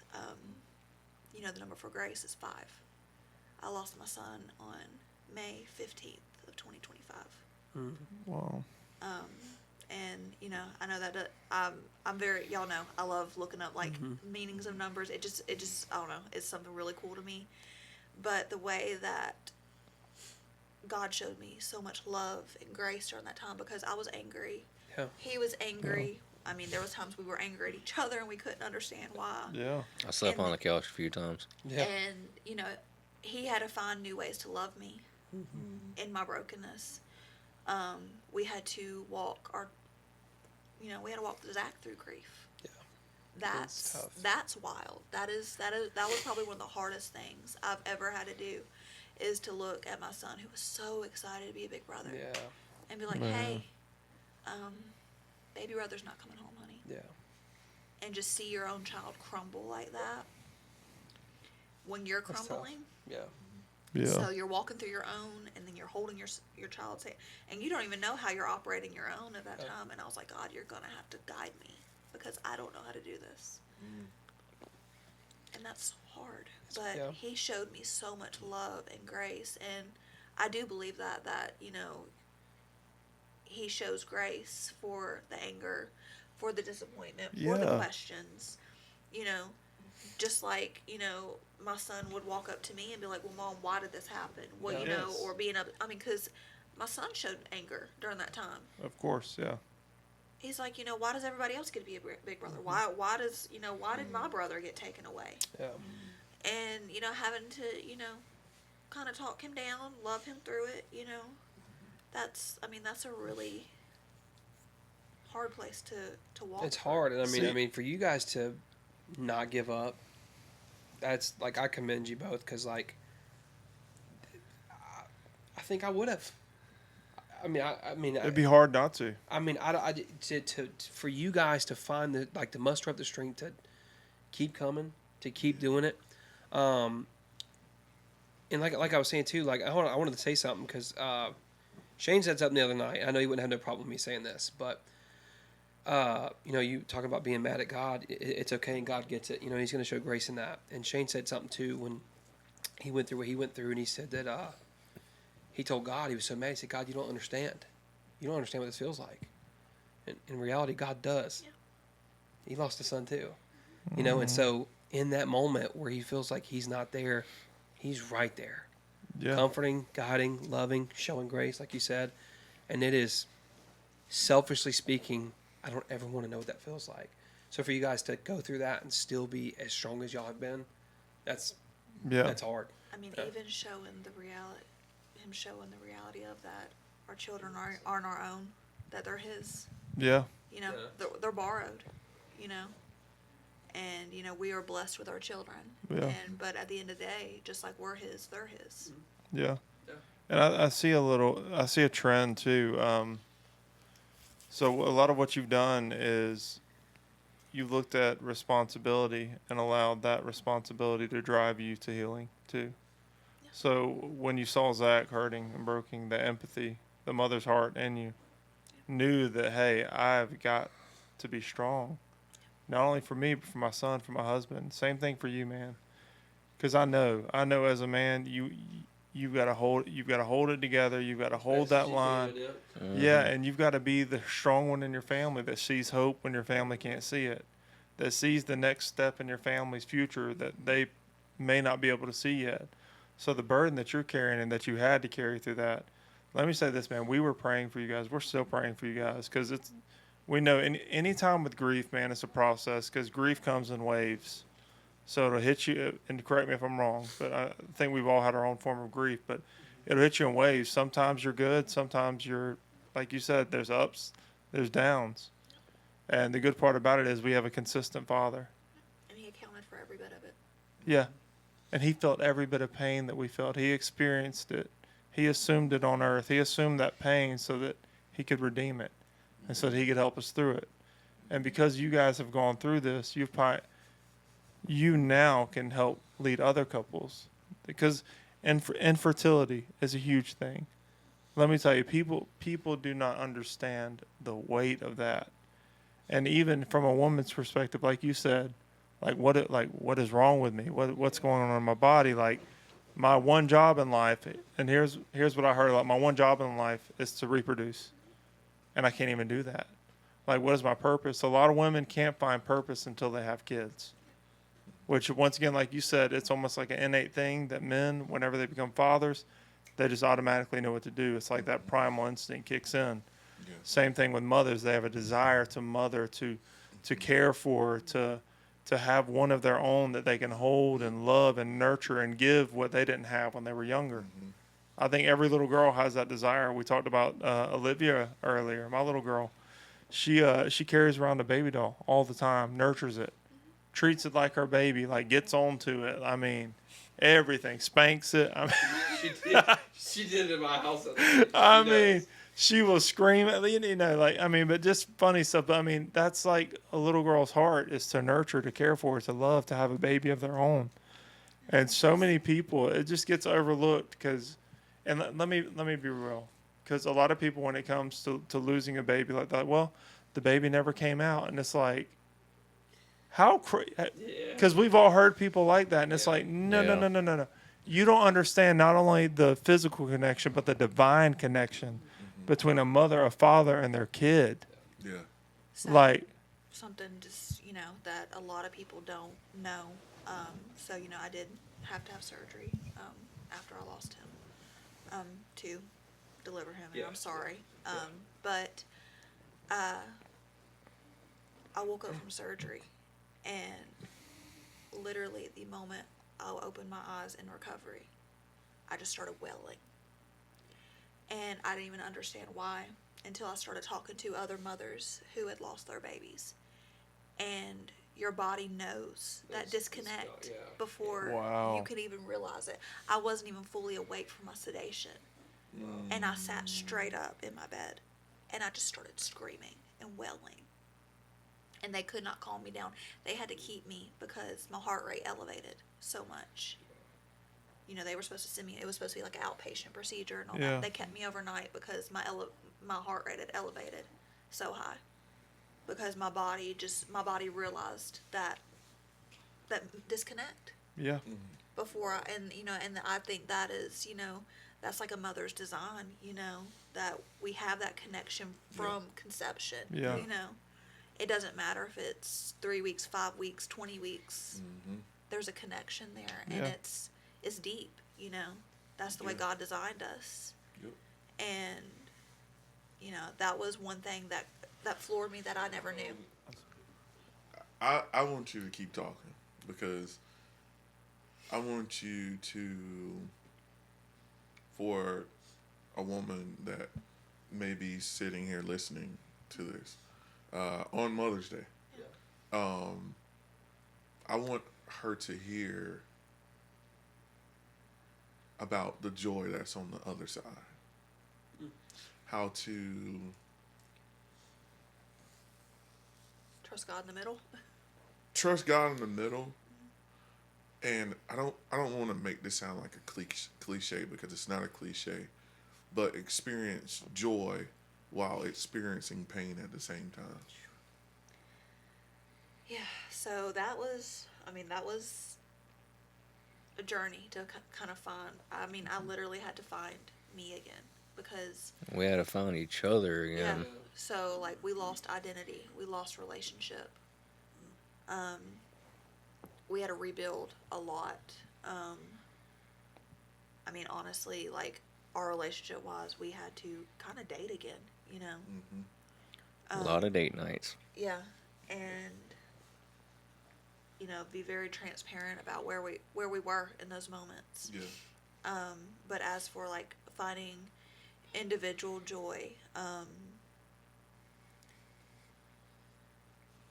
it was literally just finding, you know, finding peace in the little things, finding the joy in the little things. And really that stemmed from just saying, God, you've got this. You know, because the turning point for like my mental state is I came to church and of course everybody's hugging me and loving on me, and of course, you know, at that point I was like, don't touch me, you know, don't talk to me, you know, I was frustrated, and I ended up going to the altar and just laying in the altar. And 2 reasons I did it. 1, I knew I needed it. Second reason, I wanted people to stop touching me, to be honest. Okay. I was like, you know what, me and God can go figure this out. Yeah. Stop touching me. Yeah. And, you know, no disrespect to anybody. No. Yeah. But I literally, I laid in the altar and I wailed. And I told God, I was like, this is too heavy. I cannot carry this. You're gonna have to take this from me. Because otherwise this is going to smother me and this is going to kill me. And it wasn't immediate, and I'm not gonna, you know, it really wasn't immediate. It literally felt like it came off in layers. You know, day by day, you know, seeing the sunshine again. You know, sitting on my front porch, taking in, you know, my son playing in the front yard again. Digging in and finding things that I love to do, you know. The conversation popped up about the podcast, and, you know, I was here just, on a Wednesday night, and y'all were talking about it, and I kind of poked my head in, and I heard it, and I was like, hey, I would like to be a part of it, because it's just something I love to do. 1, I love to help. I love being creative, you know, and I really felt led, you know, and just finding, you know, little bitty things. You know, I did end up going back to work, you know, and 1, yes, to keep myself busy, but 2, I had to find things that I loved, because you know, you sit back and, you know, my child wouldn't want this for me, you know, my God wouldn't want this for me, my husband surely didn't want it for me.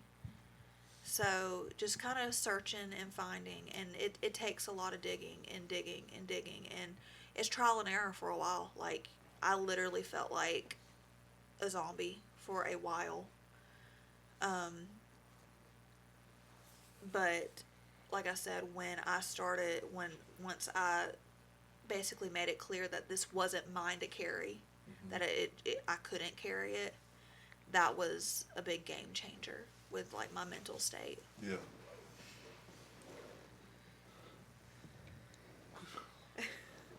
So, like, now, here we are, how many months? What, since I lost? Year. I'm A year, right? Almost. well, it's been a year. It's May 15th will be a year since I lost my son. And currently I am 7 months pregnant with my daughter. That was a huge jump of faith for both of us. Cause I mean, at that, you know, the time of, you know, I don't want to do this again, you know, Yeah. I'm scared, you know, Yeah. you know. And of course, it was a lot of sitting and talking between us two, and it was a thing where we looked at each other and was like, okay, well, we're just going to trust God, you know. And ended up taking medication, fertility medication, and first round found out I was pregnant again. And which let me tell you is not normal when doing fertility treatments. Yeah. The medication I was taking, it takes some women 5-6 cycles to get pregnant. Wow. Wow. Both times I got pregnant was the first time I took the medication. Wow. What was your first thought when you saw that, or reaction? Excitement, panic, a lot of the just whirlwind. Yeah. Honestly. Yeah. There was pregnancy tests lined all up on the bathroom counter. There's the truth. There's the Yeah. truth. Is this real? Is this real? Is this Yeah. real? Yeah. I mean, Yeah. and that's how it was my last pregnancy. Is this real? You know, God, is this real? Because of course, like I said, I'd had the chemical pregnancies. I'd had the false hope. Right. I'd been like, I think I am, and then oops, I'm not. And that's hard. Yeah. Wow. I'm excited. I mean, when I think it was Mikey told me that y'all were pregnant again. I was like, what? And he's like, yeah, dude. Yeah. But I was like, good Lord, like, thank you, Jesus, because it's like one of those things where you're praying for somebody, and I think this was all of us. You're praying for somebody, and you have no idea what the words to say to them. You know, and it's I can kind of feel you, not from this standpoint, but I can kind of feel you when you don't want to hear the "I'm praying for you" anymore. Oh yeah. You know yeah. what I mean? The You're cliches. kinda over it. Yeah. Yeah. You know, and God's in control. I'm praying for you. Just trust. Yeah, I mean, it got to a certain point that we looked at each other and we was like judging whether to come to church or not some Sundays and Wednesdays You don't wanna hear because it. we're like, we don't want to hear it. Yeah. Yeah. Like, Yeah. we're pissed off, we're angry, you know. I mean, of course, I was like, what the heck, man? Like, Yeah, or like the whole spiel. You know, our life is just temporary. Yeah. And, you know, Yeah. and I know the word. Believe Can I- me, I know, and you know, I respect the people, and I you know, now that I'm on the other side of things, I do respect where people were trying to love on me and help me for Yeah, the best yeah. of their ability, because people don't know how to approach that. No. That's hard. I mean, Yeah. any loss period is hard, but the loss of a child, that's Yeah. that's I can imagine. What kind of, like, just for people out there who may not know, what kind of response did you feel like you needed in that moment, or what did you feel like you know, you get what I'm asking? Like, what? I don't. I mean, I think she No, like, said what- no.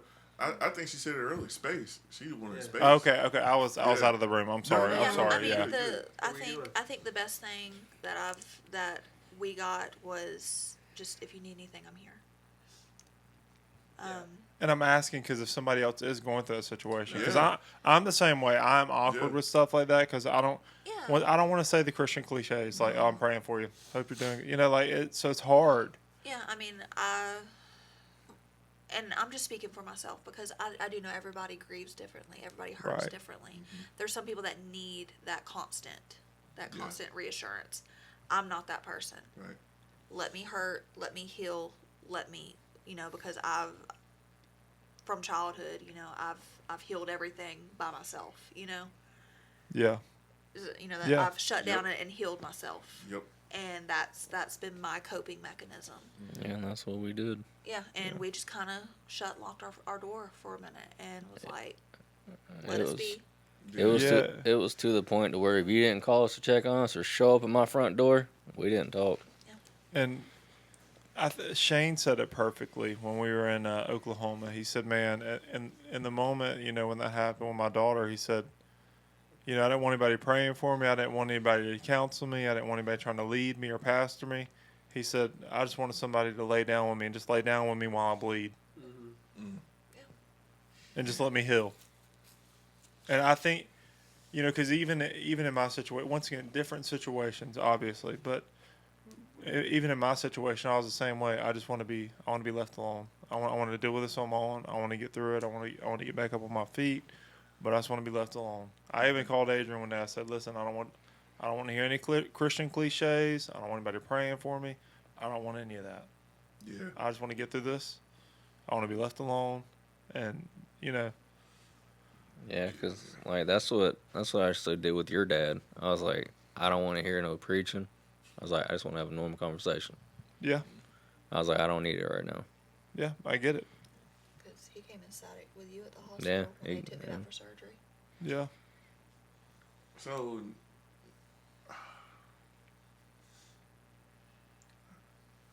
what? I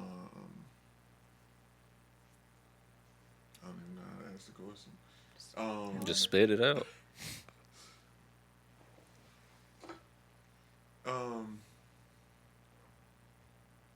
To the woman that's listening now, who have either been afraid to try again, they don't even want to pray and ask God to give it to them again because of the fear of the what ifs.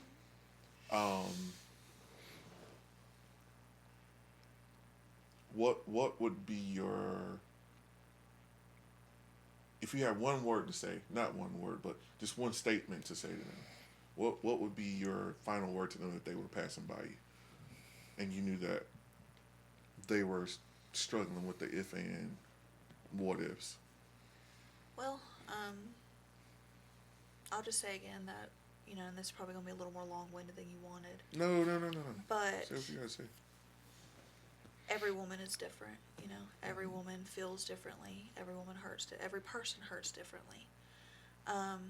So really depending on the situation, I would definitely want to tell that woman that they are loved and that God sees them right where they're at and loves them right where they're at. And really, like, if you're ready to take that jump, He'll stand right there with you. And just like we as parents, our kids, and, just going to put it like this, our kids are on the playground and taking a jump, to the next thing, or, they may fall and hurt themselves, but we'll be right there. Mm-hmm. The world is hard and ugly, but we have a Heavenly Father that's right there. Yeah, that's good. So if you want to take that jump, go ahead and take it. Trust Him. But trust Him in the extent that, just like we as parents, we can't fix every single thing as much as we would want to. And I know, as my son, he'll be 10 this year. I can only imagine things are going to get crazier as he gets older, where there's really going to be things that, chocolate milk and, a new toy ain't going to fix. Same thing with our Heavenly Father. There's things that he literally can't mend together for us. But He can hold our hands and say, I love you. We're going to walk through this together. Yeah, Trust me. Yeah. that's good. Why'd you make that face? Let me ask you. No, Let me like, ask you this. The depth of what she's saying. Yeah. So let me ask you, Michael. So with this situation, how did you get through this and cope? How did I cope with it? I love you, Ashton. Yeah. Don't cry. I'm a big old crybaby. It's yeah. It's okay. We love y'all. I need some tissues. Like I think this is so important though, because I mean, not taking away from what you're you had to good. go through. I mean, you had to carry that baby, but I think the father kind of gets hidden in this picture. Yeah. Because no, you didn't carry it, but like Ashton said, like you were there, carrying her and helping her mend through all the brokenness. So And can I be honest? Everyone and their mother is going to check on the mother, right, yeah, Mm-hmm. but how many really come to the Yeah. father and check to see how he's doing? So Yeah. that's why I want to hear from you. I want to give you a voice and give you a, I mean, it was It was rough.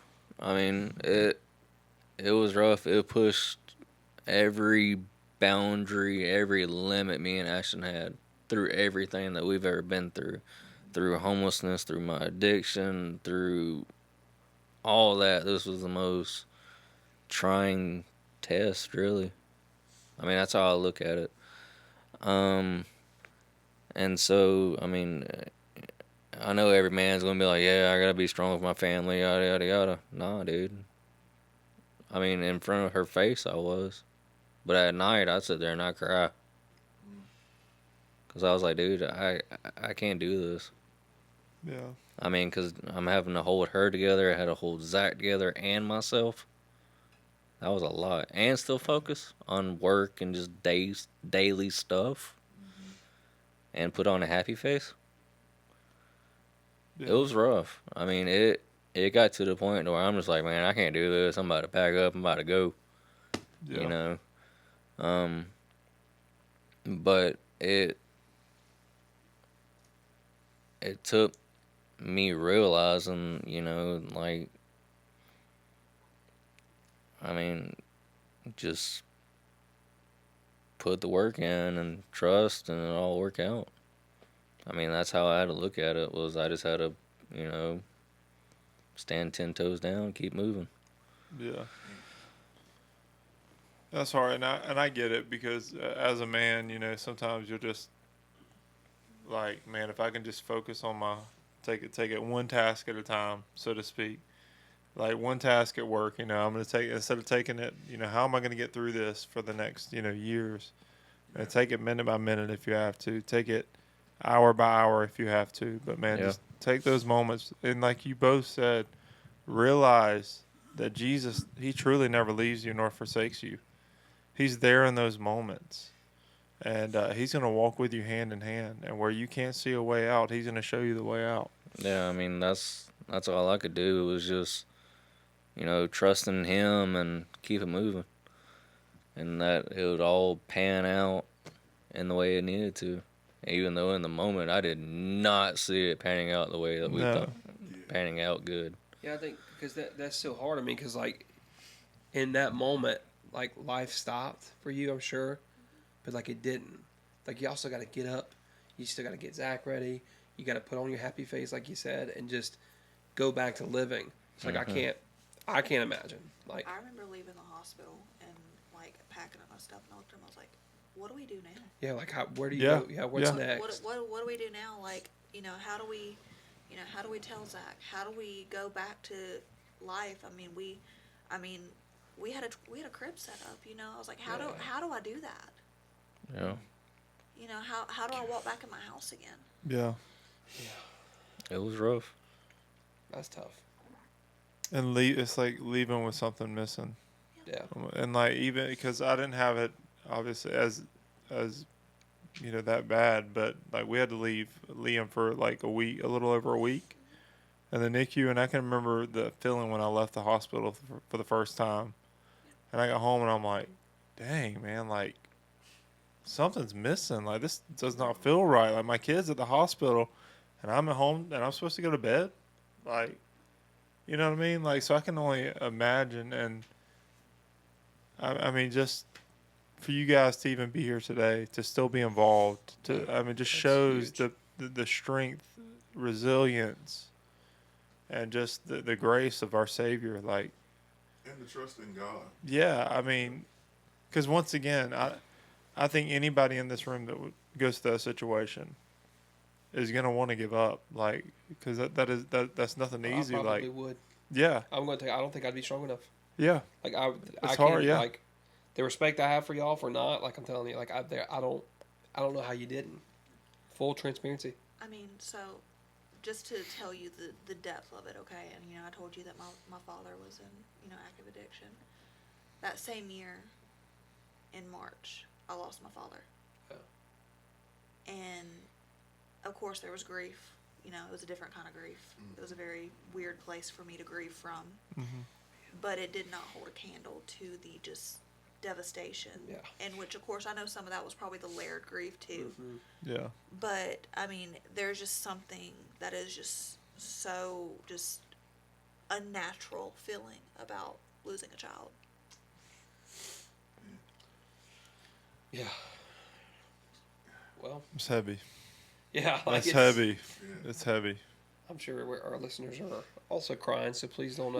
Yeah. Please wipe the tears from your eyes and then continue driving. And once again, it's one of those things where it is truly hard to find the words Yeah. to say in the situations because,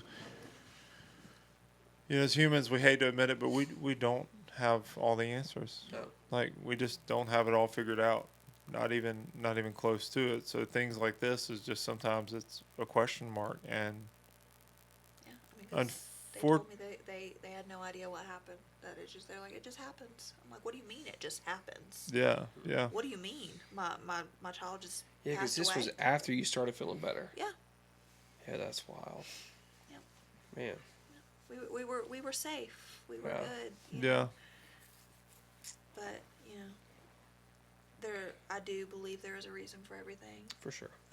So I do like to tell people, there is a chance that I would have had him and he would have been really sick. There is a chance that I could have gotten sick again, and it Yeah. could have took both of our lives. Yeah. And then not only would Then of course I we would would be have lost. Yeah, we would have lost a child. He would have lost his wife. Zach would have lost a mother. Oh yeah, Mike, you'd There would've been, been done, buddy. Yeah, I don't even know. I'll start the washing machine. And so I just Zach I can eating think top like ramen every night. that.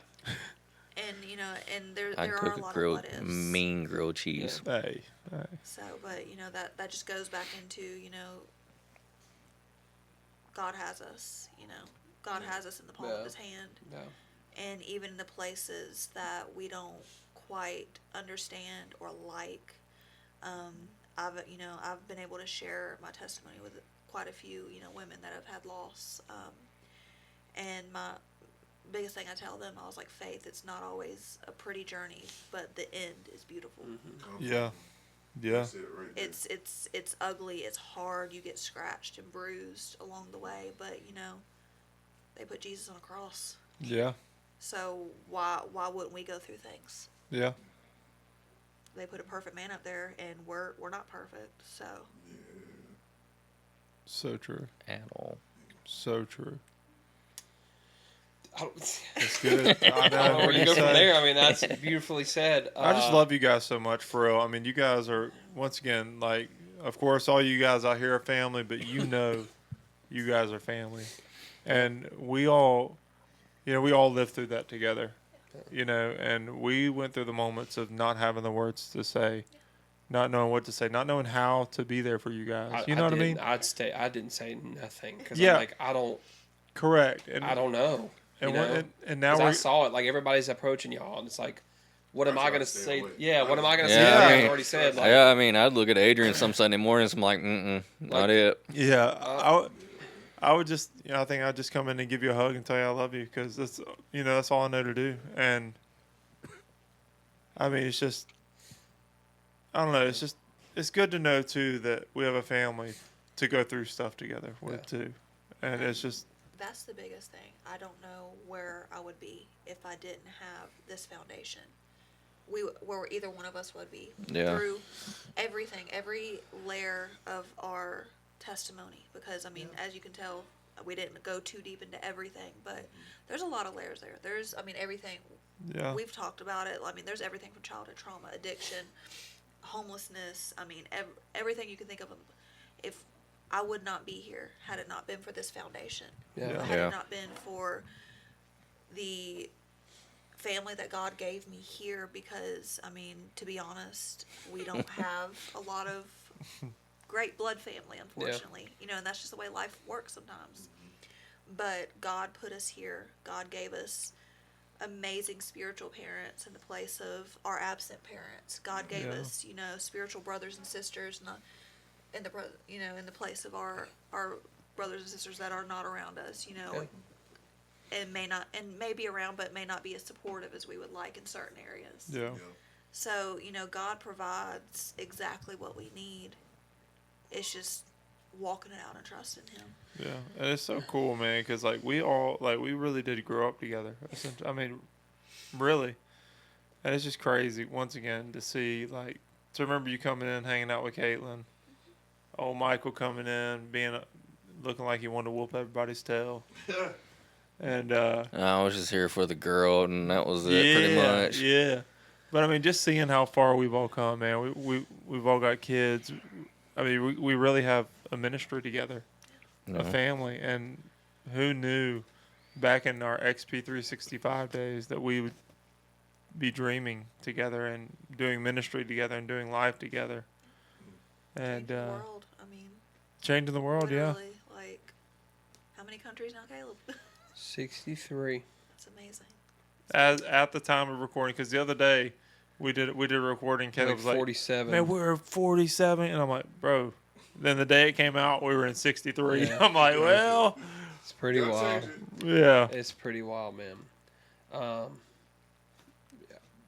Closing mean, thoughts. that's I'm Oh. sure Ashton won't mind me saying this, but like, for any of you that are listening, women, feel free to DM us, reach out to us, like, for questions for Ashton. Like, we can't help you with that, right? But you guys just heard her story and everything that she's been through, and like, what a rock star she is to keep her faith and do this in the midst of all that, and then now welcome in another Not beautiful. that, but say yes to a duty. That's what I'm saying. Like, Like, say yes in the to midst this. of that, and to say yes. And so, if you guys have questions or DM us, we can get them to Ashton. Like, she may be behind the camera, but she's here to help you guys as well. So yeah, that's And my Michael- closing thoughts. And Michael, we don't appreciate you enough, man. Thank you For for no, yeah, for real. for real, Seriously, thank yeah, you yeah. for all good. allowing us to take time with your wife to steal your wife. Yeah, every Yeah, Sunday. Yeah. to record, not only to record but to edit. Yep. No, we're seriously grateful because without you being in agreement, this wouldn't happen either. So, man, we're grateful. Yeah, because there are some weeks I'm like, man, can they buy dinner or something? No, we need to. We really need to. Man, we don't even get lunch. Just so everybody knows, we record on Sundays after service, I know. and none of us eat until we're done. I don't eat breakfast, and so on I days don't like either. today where it's 6 o'clock and I haven't eaten since 6 o'clock yesterday, Thank God for Jesus. I'm over here gnawing on this Amen. couch, brother. Fed me a crunch wrap. Amen. Shout out DoorDash. Yeah. Yeah, sponsor us. We just dropped it in there. So Man, but I'm just listen, for our family, we have so much. We've said it many times. We have so much to be excited for right now. And I can remember a time where we didn't know what we were gonna record the next week, how the views were gonna look next week, how many people were gonna be engaged. And now it's like our schedules are so full, we keep having conflicts because we're like, man, we've never been this busy. We don't know, So it is a weird thing, but it's all glory to God. Like we're truly doing this because we want this gospel to reach the ends of the earth, and it's the true gospel, undiluted, unfiltered. Like this is your. it is the gospel. answer for all of our problems. So, any closing thoughts from you two people? Yeah. So I've been sitting here thinking about it. Through every trial and test that we've been through homelessness, through addiction, through loss of family members, loss of a child, almost on the edge of divorce, and sometimes because there's been a few times where like, we ain't doing this no more. And don't give up. Keep focused, pray together, trust in God for the biggest part of it, and just grind it out together. And, it's, and you'll come out golden at the end of it. It's so true. I say he sounds like Paul. Yeah. All the wood, the hay, the sticks will be burned up, and fire whenever it's burning. If you're putting yourself in a fire or pruning yourself, it doesn't feel good. So the seasons, although they're rough, and like you said, that perfect word, you've got to grind through it, man. Like the times you don't feel like coming, the times you don't feel like loving your wife. Let's be honest. When you get home from work, sometimes you're tired. Your wife wants to be snuggled up on you. Like, dang, man, like today. But like you got to push through those moments, man. Sacrifice, and I'll never feel that way, honey. he shook his head yes. We're gonna clip it. He shook When his we head say yes. grind, we mean 50-50 or board slide. What are we talking here? You lame. He's talking about skateboarding. Nah, bro. Jeez. And that's been another episode. Are you gonna say anything? I did. I already said my closing thoughts. I went first. And don't sit in it. That's good. That's probably the That's the bow on top. He said, "Don't sit in it." And just real quick, just one more quick thing for me,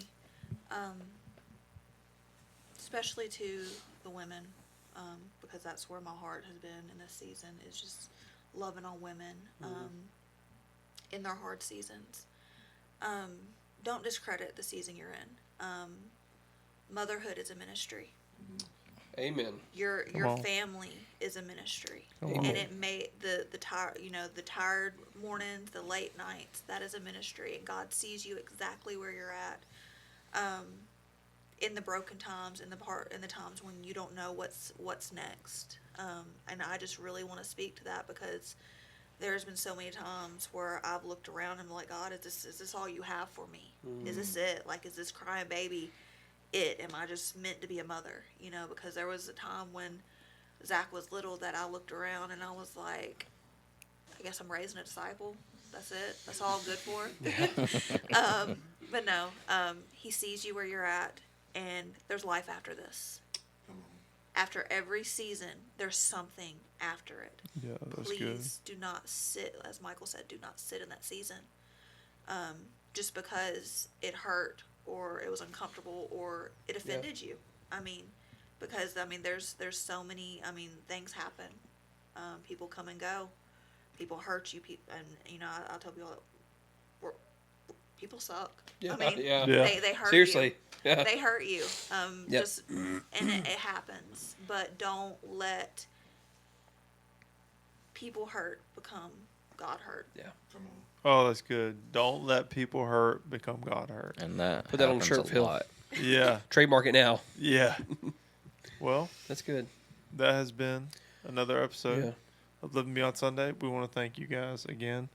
Thank you for coming out from behind the camera. Thank you for Yep. having me. Michael, thank you for crawling out of your cave. Thanks for having me. I'm just He kidding. still had the dust on his face. Yeah, to wipe exactly. it off when he Yeah. got Y'all here. got him off the motorcycle. Yeah. That's Exactly. big. Yeah. I know. I was out riding today and I had to come back. Yeah, Seriously, so- from the bottom of our heart, not only here at Living Beyond Sunday, but I can speak for my parents too. Thank you guys for everything that you have done, Yeah. seen and unseen for this ministry. And just know that you are beyond appreciated. Yeah. We love you. My parents love you. Yes. You have a worldwide audience that loves you. What you do is seen by thousands upon thousands, and what you've done has made an impact in thousands upon thousands. And the blessings will not only be on you from this, but it'll be on generation after generation. If you can't already see it in Zach right now, the generational gain, the generational blessings, everybody talks about generational curses, but I'm believing for generational blessings in our lineage. You hear me? So even from Zach, it's only going to advance from there. But it's funny what you just said, because you were just like, well, am I just created for motherhood? Am I just created for raising this disciple? Like Garrett just said, like, little did you know you're behind that laptop pushing this thing out too. Right now, thousands and hundreds of thousands, but soon to be millions of people. Yeah. So it's pretty wild to see. And that's what we say. God has more. Yeah. God has more for Way you. more. Always. Mm-hmm. Always. It may not be right now on what you can see, but He's got a bird's eye view of it. Yes. And guess what? Next generations are going to want training on how to do what we're doing. Mhm. And who better to do that than someone who is proficient in it? Yeah. So, Not everybody listens on Sunday, but this did come out on Mother's Day, so happy Mother's Day to happy Mother's Day, you beautiful Mom. women out there. My wife, my nanny. Yep. Thank you to all of you mommies. Can't shout them all out. Yeah, so you Yeah, said it so- right. Shout all I out can all do. you moms. All you mommies. Thank you. We love moms. Just wouldn't be here without them. We love moms. Thank y'all for listening. We love y'all. See y'all next week. See you next week. In the chaos, you draw near, whispering words I long to hear. Peace be still, the storm will fade. At your word, the winds obey. You hold the heavens, yet call my name. You bore my cross, embraced my shame. Peace be